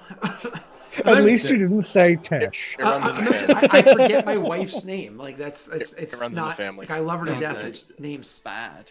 Yeah. That's why you have pet names. And you're like, hey, sweetheart, you know. Like, it helps you get through. Hey, you. You, but sweet. Yeah. Sweet I mean, you. I call my daughter Little Love, but my wife happens to be 4'11". So when I turn to my wife and I go, "Hey, Little Love," well, technically it applies. Like it's one of those like wrong name, Sure, but that goes down works.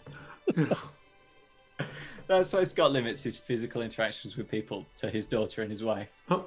Because there's no misunderstandings. Yep. I'm not even joking. The way that I always handled it at work was I often say sir and ma'am. When you manage a restaurant and you're surrounded by 100 people easily, if not way more than that all the time, I just often say sir and ma'am. Unfortunately, some women are offended by the word ma'am, even though it's just a respectful generic phrase. You don't want to say miss, because that could very much be inaccurate. Ma'am applies universally, but... Okay. So I am suspecting this is an axe of a Vroga worshipper. Can I recall the orcs wielding axes like this? Not all of them do. There's a very specific design. It requires a specific degree of craftsmanship, so on and so forth. So one definitely does. What about 2 or 3? Yeah, but it's not even just Vroga worshippers. You know that it was introduced about... Well, yeah, I'm going to roll me a religion check. How about that? Almost gave My away the roll's cake on for fire free. today. Holy shit. With that 21, for an average person, that was not going to be enough. However, because of your proximity to specifically one and how much off-screen talking your characters must do, you actually know that this isn't just any Vroga worshipper axe. This is actually a Vroga worshipper axe for... it's actually part of like his symbol, right? Sorry, axes are part of the symbol, but this is actually part of the symbol that's worn by people who are of the broken chain. Order of the Broken Chain. Order of the Broken Chain. Which is the one that one belonged to. Correct. So it's actually a very specific type of axe. Because that notch is reinforced in a way to specifically break chains and ropes and bonds and stuff like that. Oh.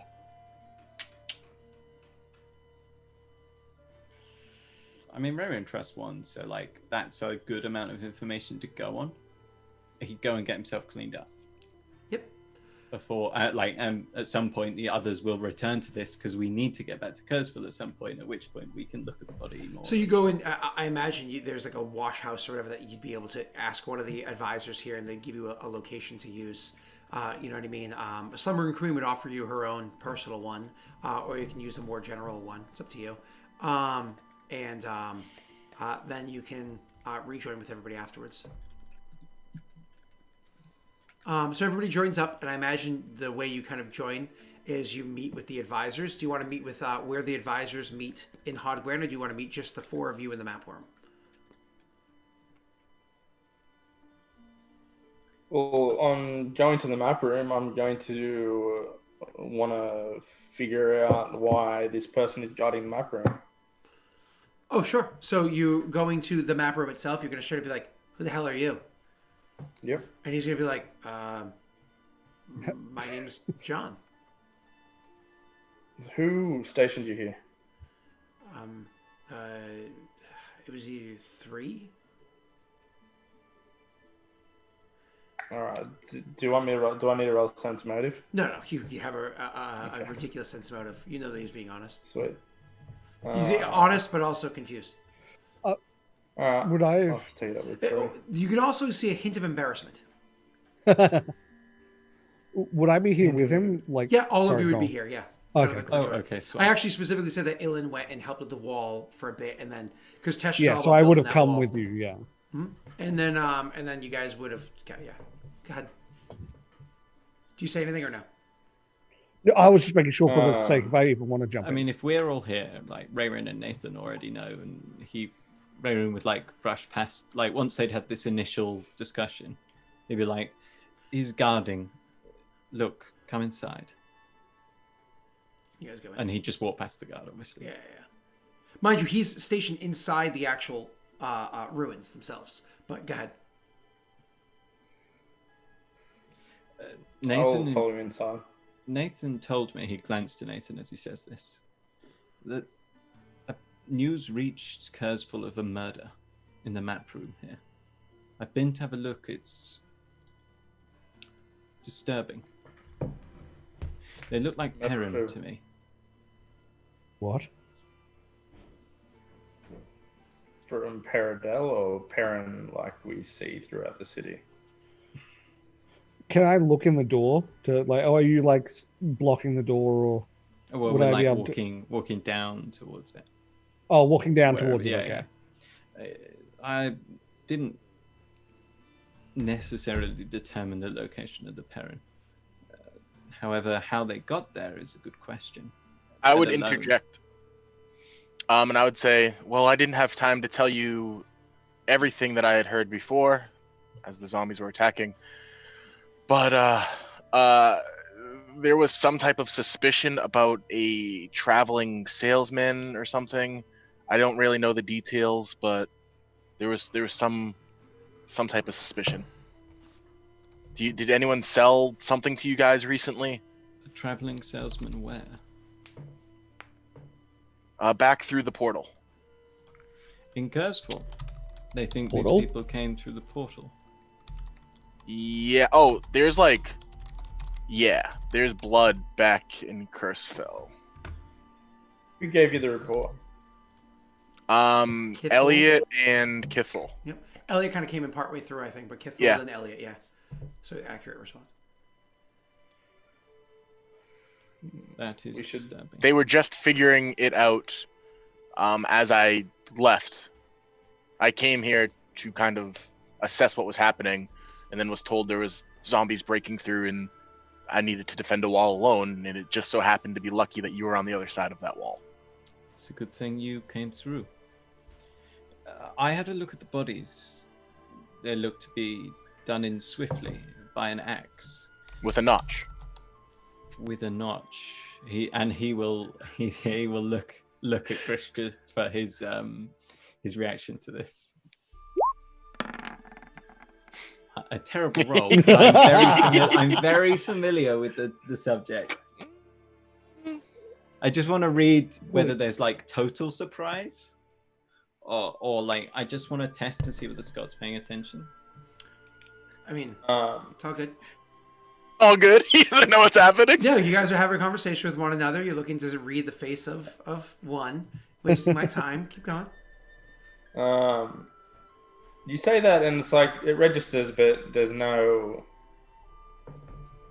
nothing else, bar that at the moment. You said axe with a notch, and you know.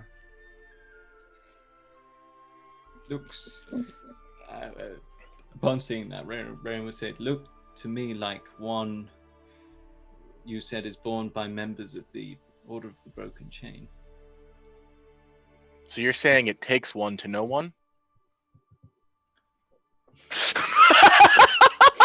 Ellen's sitting here just like, what the fuck is going on? And this is the last week we'll have him in the campaign. Sorry, guys. Well, we should figure out who these people are.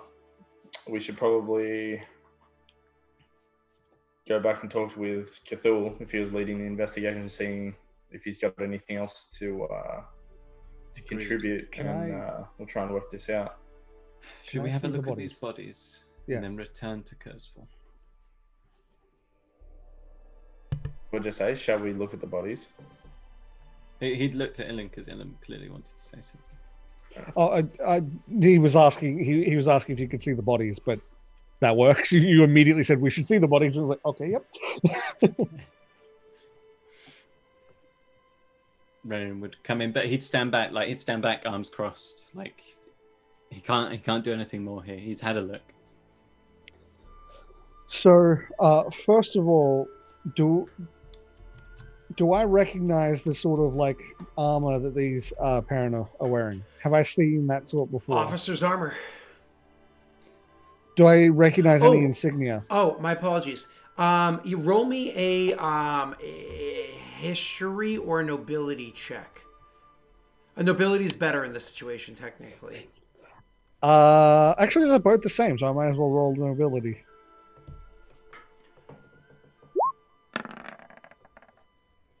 Oh, that was almost good, and then it was like, nah, you take the 4. Unfortunately, you can just tell that they're officers' uniforms. And as a matter of fact, because you never served in the military, you actually don't even know exactly what rank they are. Oh, but they're okay, but they're officers' uniforms, so they're not rank and file. They're like, it's just one of those things where if in real life somebody walked past you wearing a military uniform, you'd probably be able to be like, oh, that person's an officer. I can see like the design that looks like an officer, but you don't know what the fuck they are or what branch they're with. Yeah, but they're not a normal soldier. They are officers. Correct. Yeah. Okay. Yep. So their officers. These weren't just any soldiers. Or rather, so they're Paradel officers. Yeah, definitely. Are they in our map room then? This is when he realizes we're in a map room. Looks around. Let's bring these back with us through the portal, and see what we can find out from Cthulhu. You have a portal to Curveball? Yes, we do, think and we're simply traveling in this direction because we like it. Well, no, I just assumed it was urgent here, and then with what happened. Fortuitous as it may have been, we are not capable of instantaneous messaging. So you guys were able to grab the, it's only been a day or so, but like a day and a half decomposing bodies. So it kind of just like bloated and starting to get a smell to them, whatever. It's actually cool and damp down in a dungeon like this, in the old keep. So it's not like they're really starting to decay or smell quite just yet, just like the basics of like they shit themselves and they died sort of a thing. So you're able to grab the bodies and drag them into the room.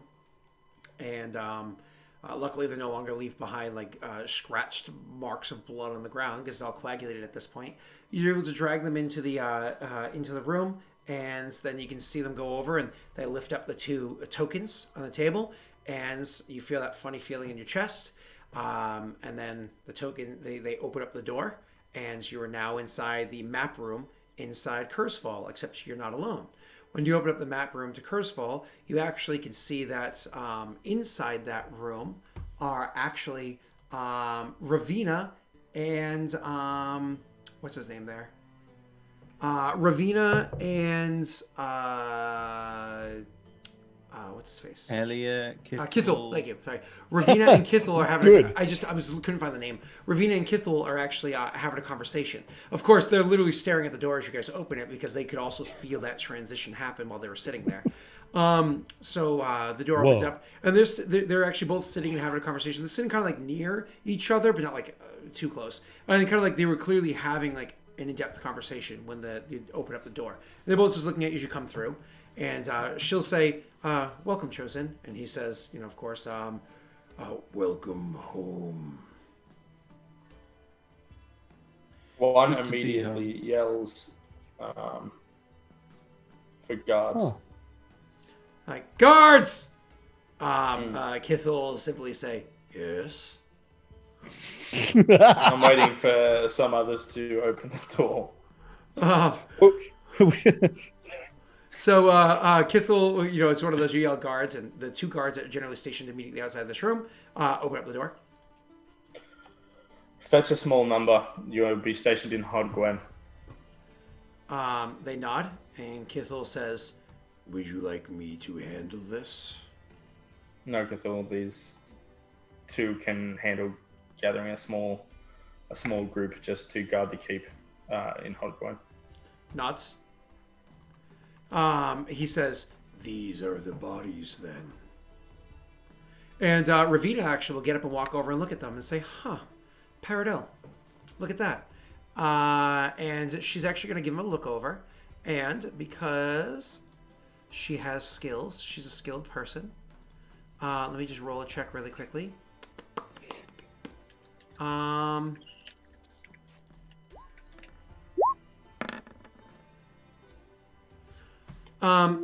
She looks them over and says, not just Parent officers. These are from Vala.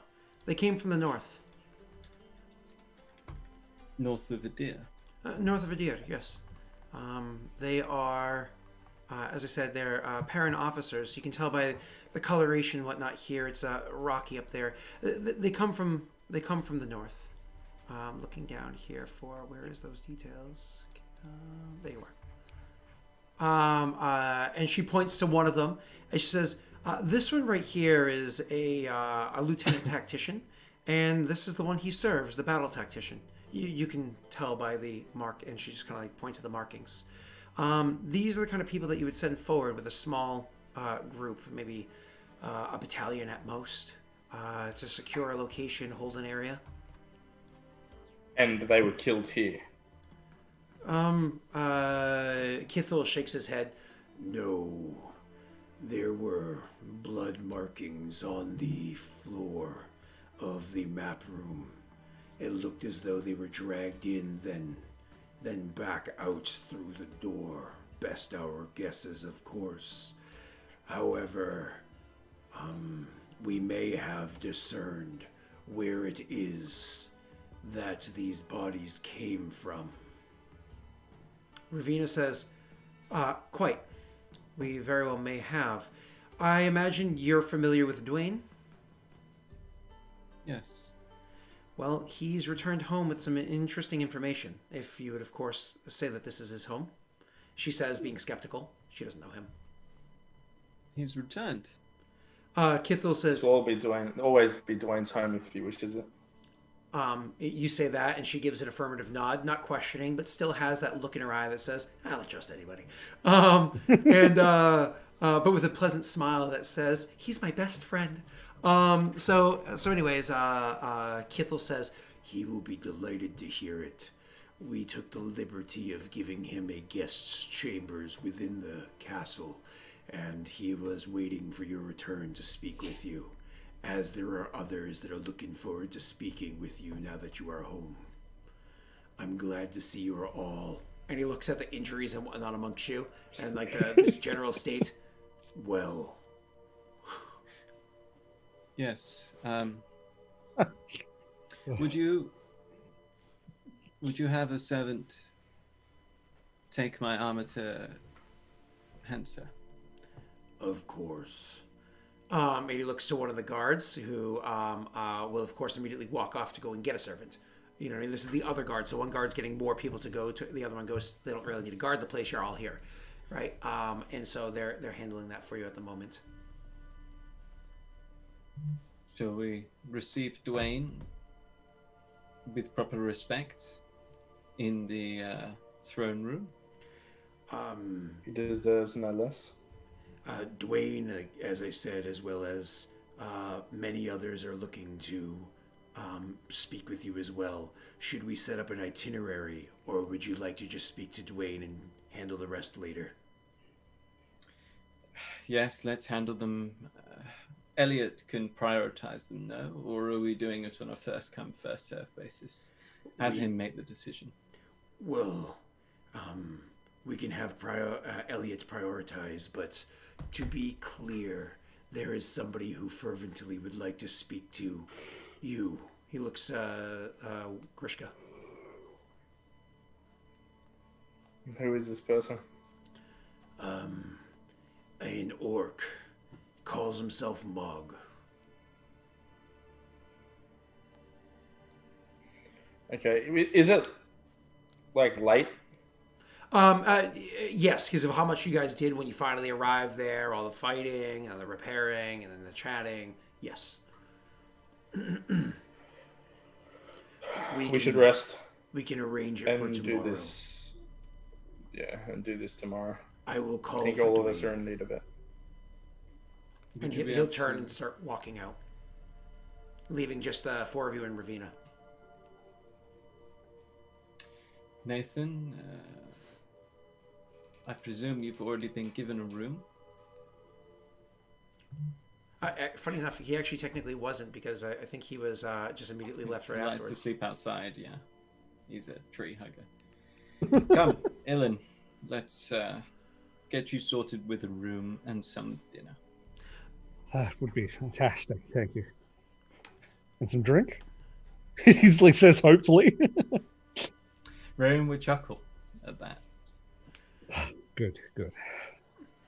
Sorry, my phone's blowing up because my wife just realized that we were friends with the owners of a coffee place, and they just texted us to let us know that they are going to be reopening on Friday at one of the locations, but with limited, So we're like, cool, I'll go there and buy 10 pounds of beans and a dozen bagels. We'll throw the bagels in the freezer and keep the 10 pounds of beans, and then we'll see you soon. It's one of those things where like, oh my God, we've been surviving off of Starbucks. Ugh, it's swill comparatively. Ugh. Starbucks is garbage. All right, so actually, it's the last bit of the Starbucks too. We're about to go into Folgers. That's what you buy to make Grandpa happy at Thanksgiving. You know what I mean? It's the same tin that you bought 4 or 5 years ago that you still haven't finished. Ugh. Anyways, moving on. So, yeah, They're like Folgers. yeah.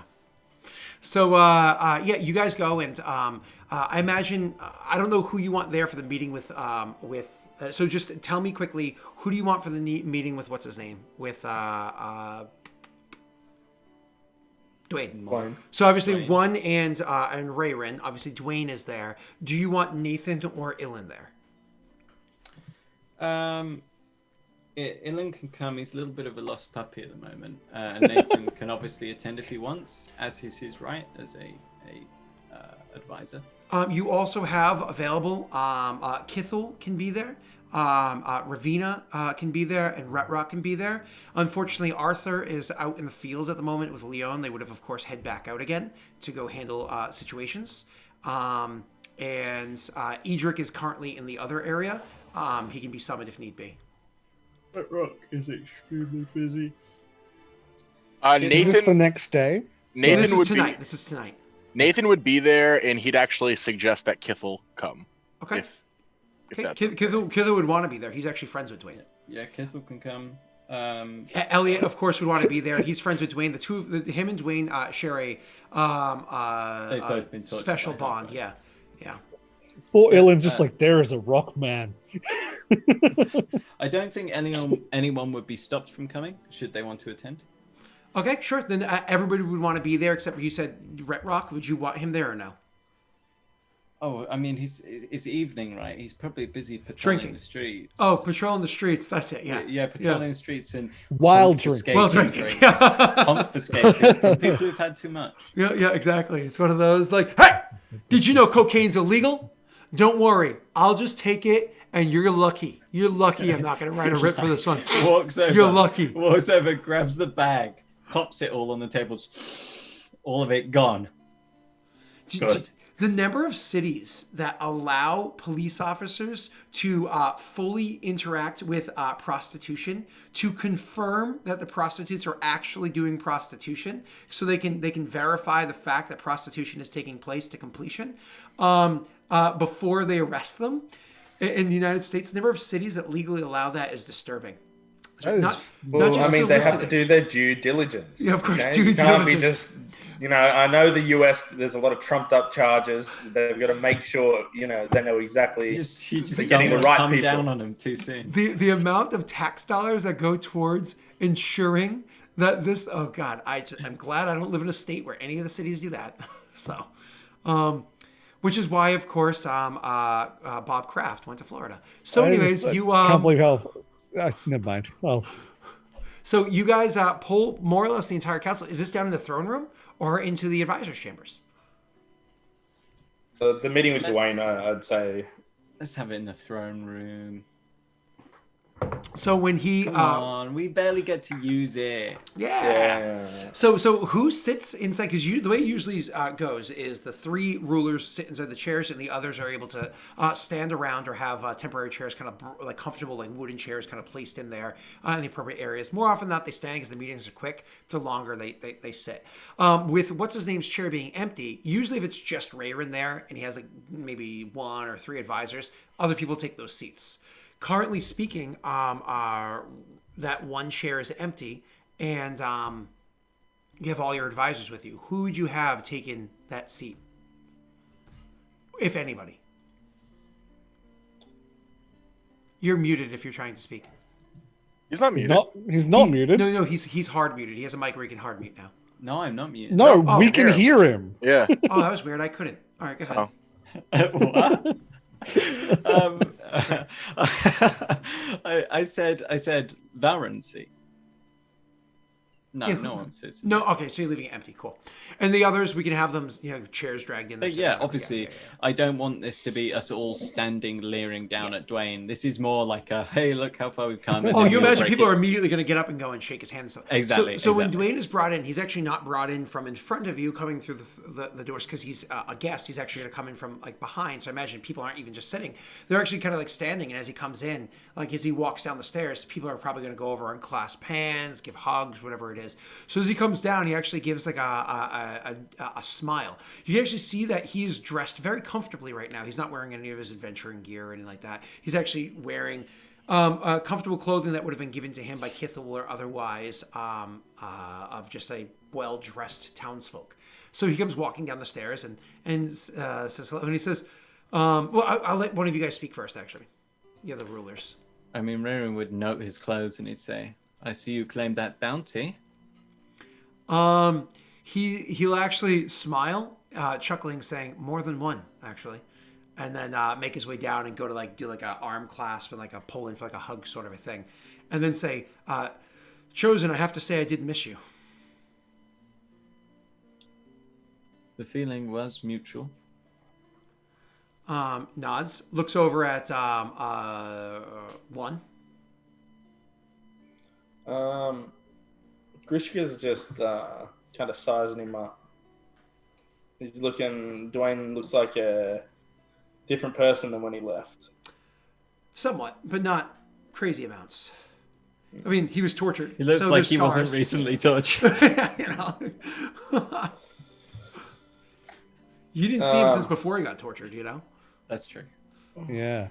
Fuck. So he just kind of sized him up, and then he would just crack a grin and go for a hug and say, "It's good to have you back." He takes the hug. He says, likewise, I have to say it was a longer trek getting home than it was going to my location. And I know you know what that was like. Shakes his head.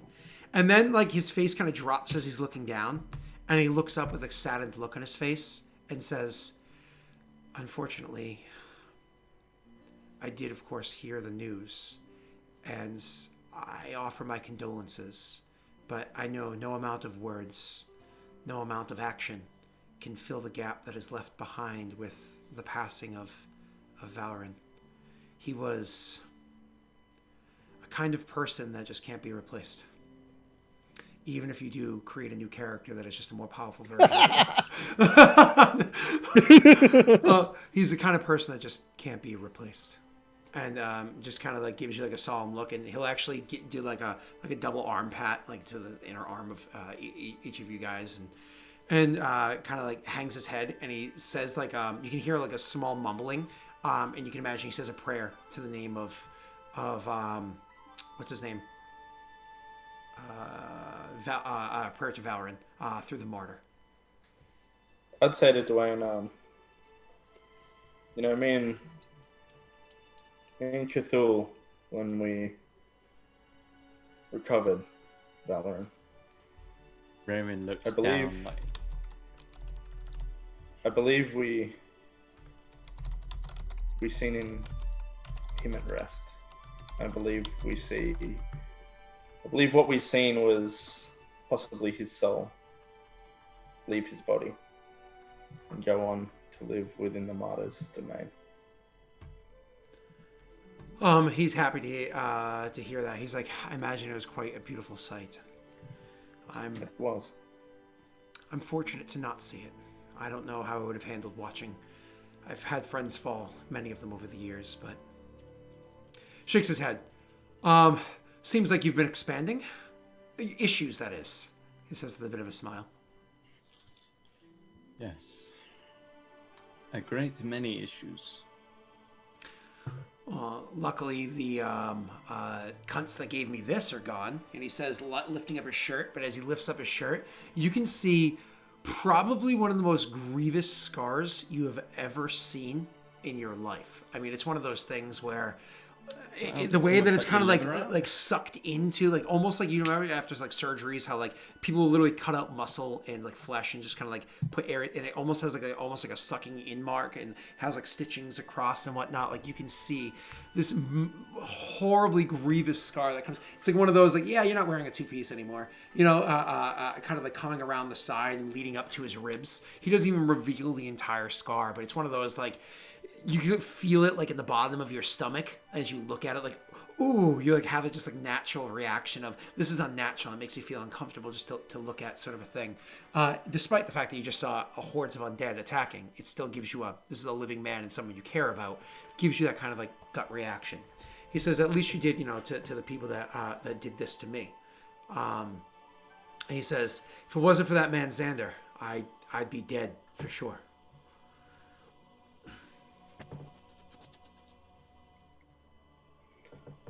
We are I see. indebted to Xander for saving you.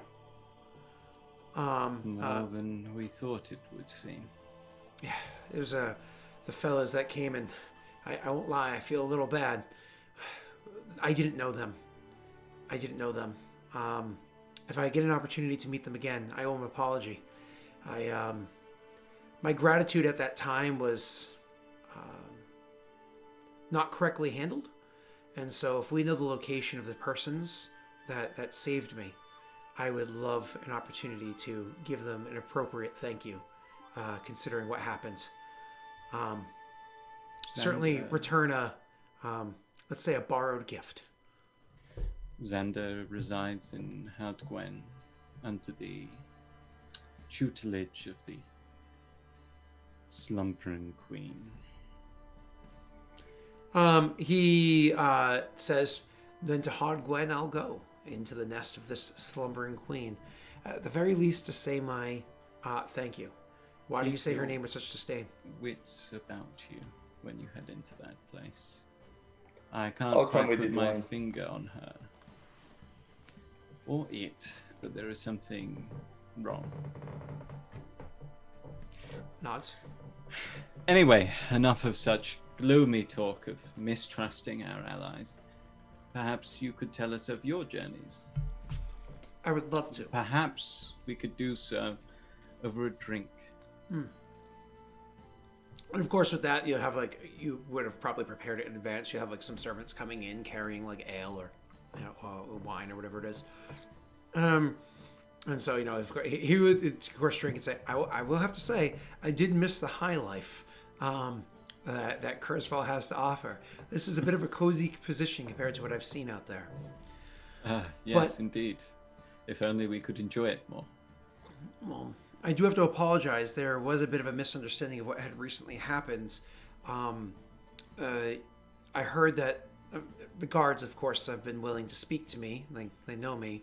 And though Kithel has been a bit purse-lipped, he says, like, looking over, the two bodies that you found, I might partially be at fault for that, for them coming through the map room. You see, when I was heading south back to Idir, out of Vala, out of Paradel, I came through Vala, and I stopped by the keep to the northern edge of the river. I figured a safe place to... Sorry. As I was traveling south, I ended up meeting up with a couple of... with a small contingent army of Paradel. Forces that, of course, were reacting to the undead in the area. They knew of a keep to the south, and so they wanted to go and hold up in it. I chose to join with them because, obviously, better to be amongst them as friends than to leave them to their own devices. I joined them as they entered the keep and spent some time with them. Unfortunately, they saw my accompanying them as being a little too useful and didn't want me to leave. I was eventually able to make my way out of there, but not without the aid of some others that happened to be passing by handling the undead problem in the area. I appreciated their assistance. But after I made my way out, I started coming towards home, towards Kurzweil. After I saw Rid, after I saw the state of it, it was... Granted, the armies had already rolled through. They had already defeated what was there. I knew that we needed to have more of a union. I grabbed one of the tattered flags one of Valoran's flags from Rid, and I stitched it up as he traveled back north again. I snuck my way back into the keep and placed the flag back on the walls that were there. I kept it as hidden as I could, but nonetheless, I knew we would need a means to retake that keep if we wanted to. After I did that, I then snuck back out, and they weren't aware of my being with them at the time, and then finally came to Kurzfall. I believe the 2 bodies that were found here came from that keep. However, how they got here and dead, I do not have that information. I do not know how that came to pass. You took a risk. Hopefully it helped us. I've taken a risk a lot. I certainly rewarded the people that helped me get out of there in the first place. And I'm actually looking to say thank you for inviting me back to my old position, he says, kind of poignantly. Ah, I see. Perhaps you've noticed a couple of new faces? He does, looking around.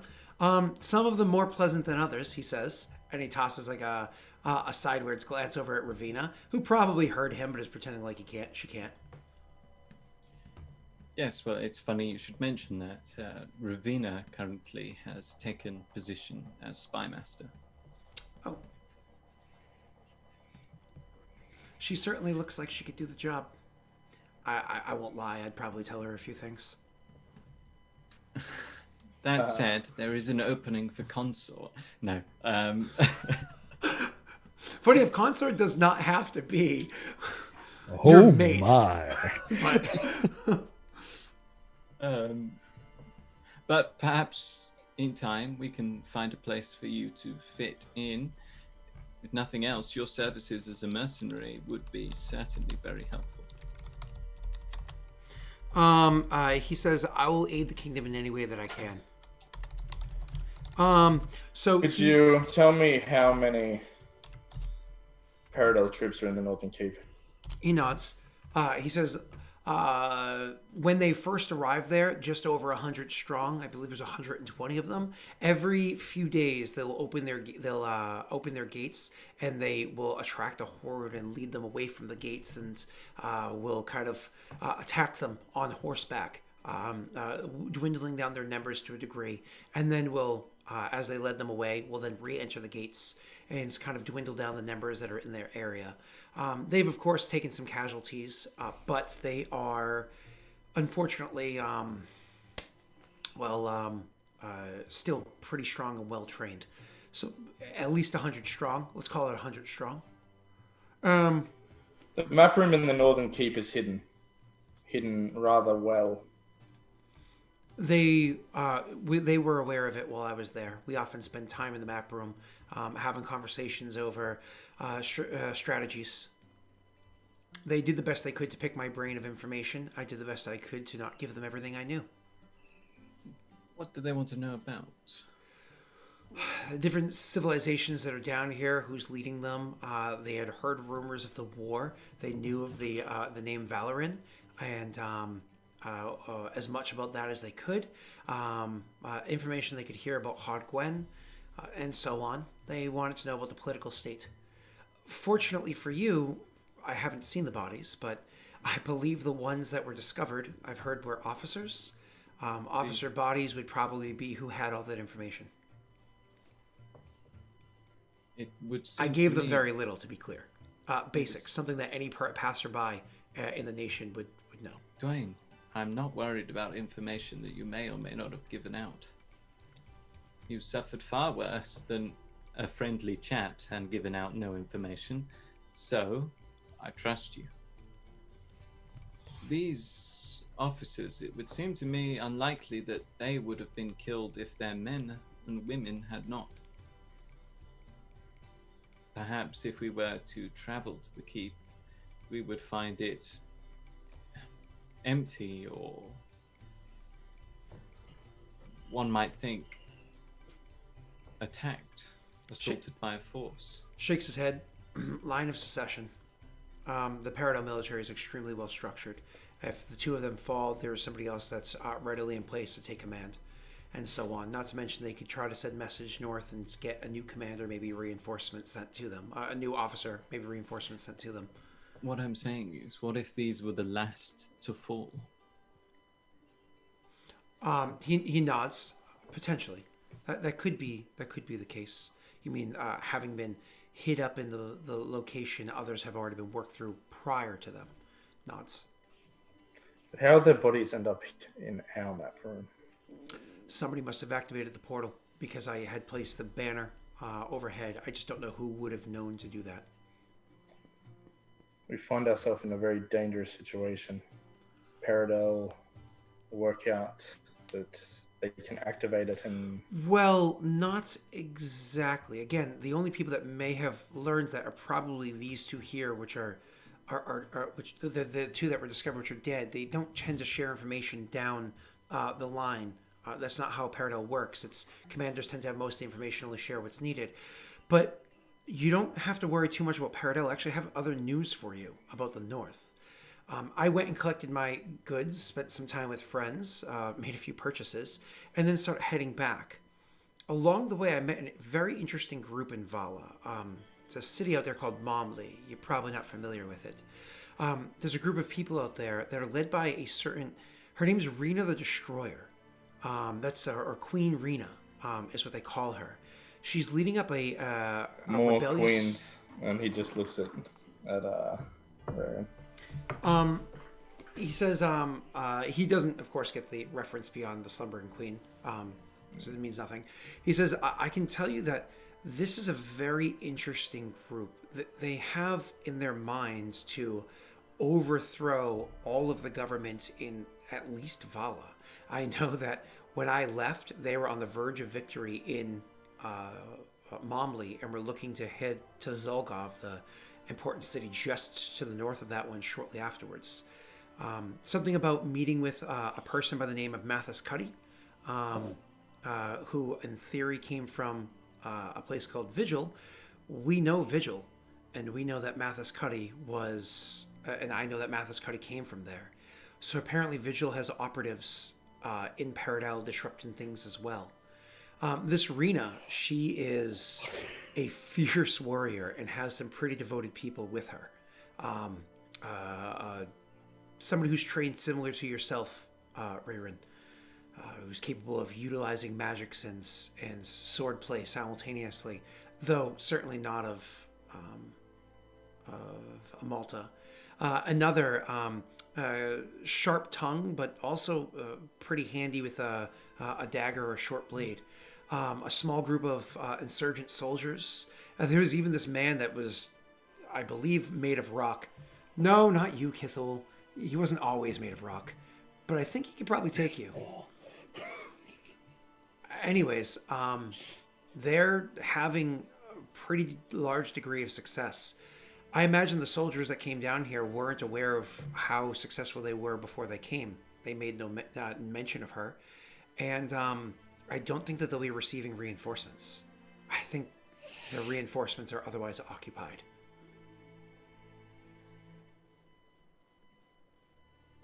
Interesting. Good news. Very. Perhaps we could persuade them to leave with such information.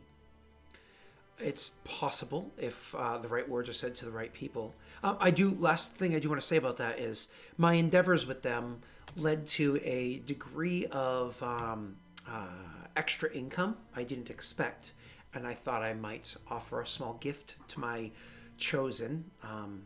I intended for it to be for each of you, but nonetheless, I came with a gift for my chosen. And he actually looks over to Elliot and says, now, Elliot. And Elliot's like... And you'll actually see other servants will come in, literally carrying trays, like as if you're like in a Middle Eastern wedding. You know what I mean? Or I think parts of India does it as well, wedding. Trays of gold is literally what they come in carrying. As he literally walks in with 3 BP worth of gold, which is 12,000 gold pieces. He says... I had a mind to donate it to the kingdom, but I actually think that it's, well, choice for the rulers to choose to do with the gold what they please. Out of game, what that means is there's 12,000 gold. You can convert it into 3 BP if you wanted to, or you can keep it as 12,000 gold. He intended for it to be 4,000 gold for each of the rulers, or 1 BP to the name of each of the rulers. But with Val dead, you know. What's 12,000 divided by 50? Someone want to do that? Real quick. It's like they, like when this is happening, Ellen's just like jaw floor. 240. 240. So 240. So why are you saying 24? It's 3 BP is 12,000, Josh. So 600. So 600 pounds of gold, or 42. I don't know. I don't know what you guys are saying. That many pounds of gold. 12,000 divided by 50 is how many pounds of gold? Yeah, we can just Have it put it in stored our for character now. sheet. We will, Sheet that will tell us. Yeah, there you go.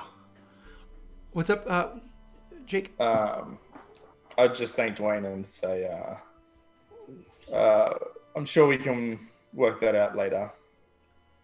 Not wanting to have this conversation now. He nods, but of course it's one of those. He's just making a show of it, just being like, "Hey, I'm back." It is, however, a kingly gift, and we thank you once again. You know what I mean? And he's raises his glass and takes a sip, sort of a thing. Shall we feast in your honor tonight, Dwayne? Well, since I paid for it. We spend 3 BP on a feast. For Dwayne. No. So Please, shite. while you guys are like enjoying your evening, one more thing transpires. While you're back at this keep, Dwayne does actually tell you about, like, and he's like, "Oh, the people that saved me." He's like, "You should have." Funny enough, when he describes the people, you actually learn that the people that saved him were the same people that were said to that you had heard. Sorry, that returned the slave guy here, that brought him here by name and description. The free folk. The free folk that did that, which, funny enough, are the same people that Elliot's like, we actually met them. They came with a salesman. They came with a crossbow salesman. We met the 2 of them. And he's like, 2? No, there were in fact 3 of them. No, he doesn't say that, actually. He says 2 of them. Yes. And it's one of those things where you can see that he doesn't, like, again, one can just read off of him because he knows him well, and he has a ridiculously high sense. What's your sense motive modifier? Plus 16. Yeah. You know him, which actually increases your ability to read him. He's like, yes, the 2 of them. And if you inquire, he just says, I made a promise not to say any further than that. And since they had helped me, I think I'll honor my promise, he says, and just kind of like leaves it alone. Of course, Dwayne. Now have another ale. Yeah. And another. And another.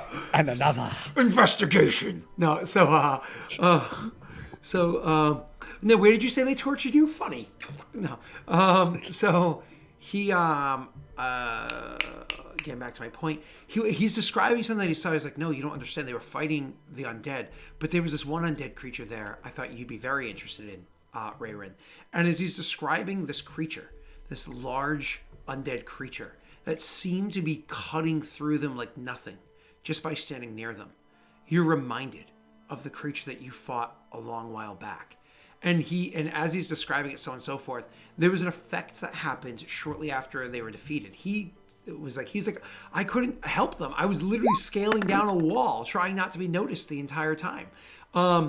As he's describing this, Rayrin, you actually are starting to understand something that he's describing. This is literally the creature that you had fought beforehand.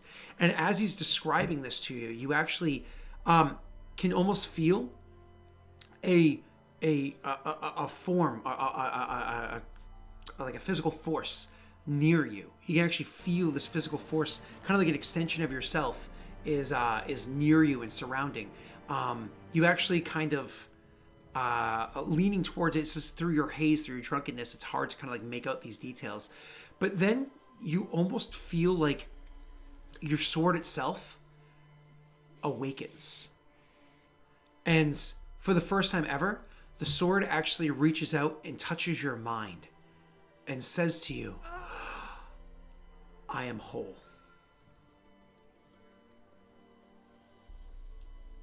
Raymond like put a hand on the sword in surprise, and at this point he would say aloud because he like, you're whole. It finally, again, it takes a moment, and then it responds, and says, I was broken. I am whole. A piece of you was... Yeah, Ilan's like, what the fuck? A piece of you was missing?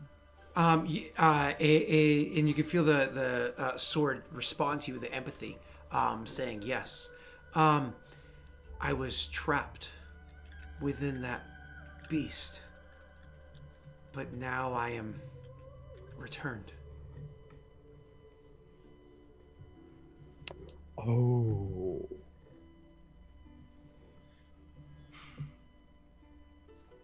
The beast roams again. It was defeated. I can remember it. It was defeated by all of the... by the persons that are being described by your friend here. It was defeated. I am not a new being. I am something that has existed for centuries. There have been many people who have wielded me over the years, each one of them becoming a part of me, and in their parting, each one of them leaving a part of themselves with me. I am a collective of all of their consciousness, and I am now whole. I see.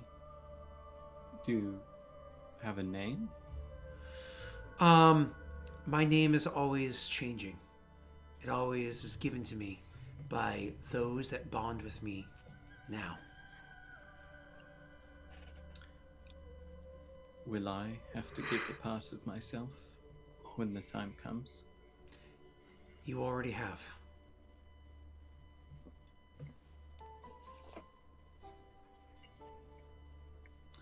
I think Ronan would Once more with feeling. stand up, excuse himself, and make his way up to his room. And exits the room. Okay. The rest of the night is had with some fun drinks and so on and so forth. And again, a small itinerary is put together. I do have work in 6 minutes, so of course I do have to get going to hop onto a Zoom call for work. What I will say as a quick little show up here is that an itinerary has to be made. There is a conversation that needs to be had. Elliot will kind of hold it up about the potential of... Elliot says that the commander there, what's his name, Leon, will be returning to have a conversation about arming the army. You will have the different advisors have different things that they, of course, need to speak to your characters about, which you can, of course, do in just an advisory meeting, or you can speak to them individually about it. That's entirely up to you. There is that guy, Mog, that wants to speak to you as well. And then there's still that pigeon guy that you guys were interested in speaking to at the original time, of course. All the while, I imagine that you want to start assigning people to do different things. Like, I imagine Nathan wants to finally go and talk to the other elementals that he is... I don't think he's heard about your elementals yet. But he will want to, of course, go speak to them, especially since he now has a few questions of what has been happening lately. Thank you so much, Akalo. So we are going to bounce out of here because, again, I do have to go to work immediately. Stick around for the raid as we do raid somebody. But before we raid, why don't you, Tesh, tell us what you're doing? Hi, I'm Tesh of the Tesh Shoe. You find me under that name on YouTube, Twitch, and Twitter. Follow me on Twitch for Predator Hunting Grounds. It's 1v4 asymmetrical game where one player plays the Predator and the other players play a fire team trying to go about their business. It's a lot of fun. I've been really enjoying it, and I'm probably going to stream a lot more of it. Also, Monster Hunter. We're going to be raiding Apocalypto. We're going to be raiding Tyler. Hey, just so Tyler. everybody's aware. Yeah, so that'll be fun. Yeah, Cool. everyone join and scream for Idir. Yes, yeah. So what you call it? Not Jake. Sorry. Will, are you doing anything with your channel lately? Not right now, no, but soon, yes. Oh, Jesus, I just saw the highlighted message from Josh. Neil, anything going on in however much time, and when is it happening? Yes. In About time. It's been a while. 2.5. I know.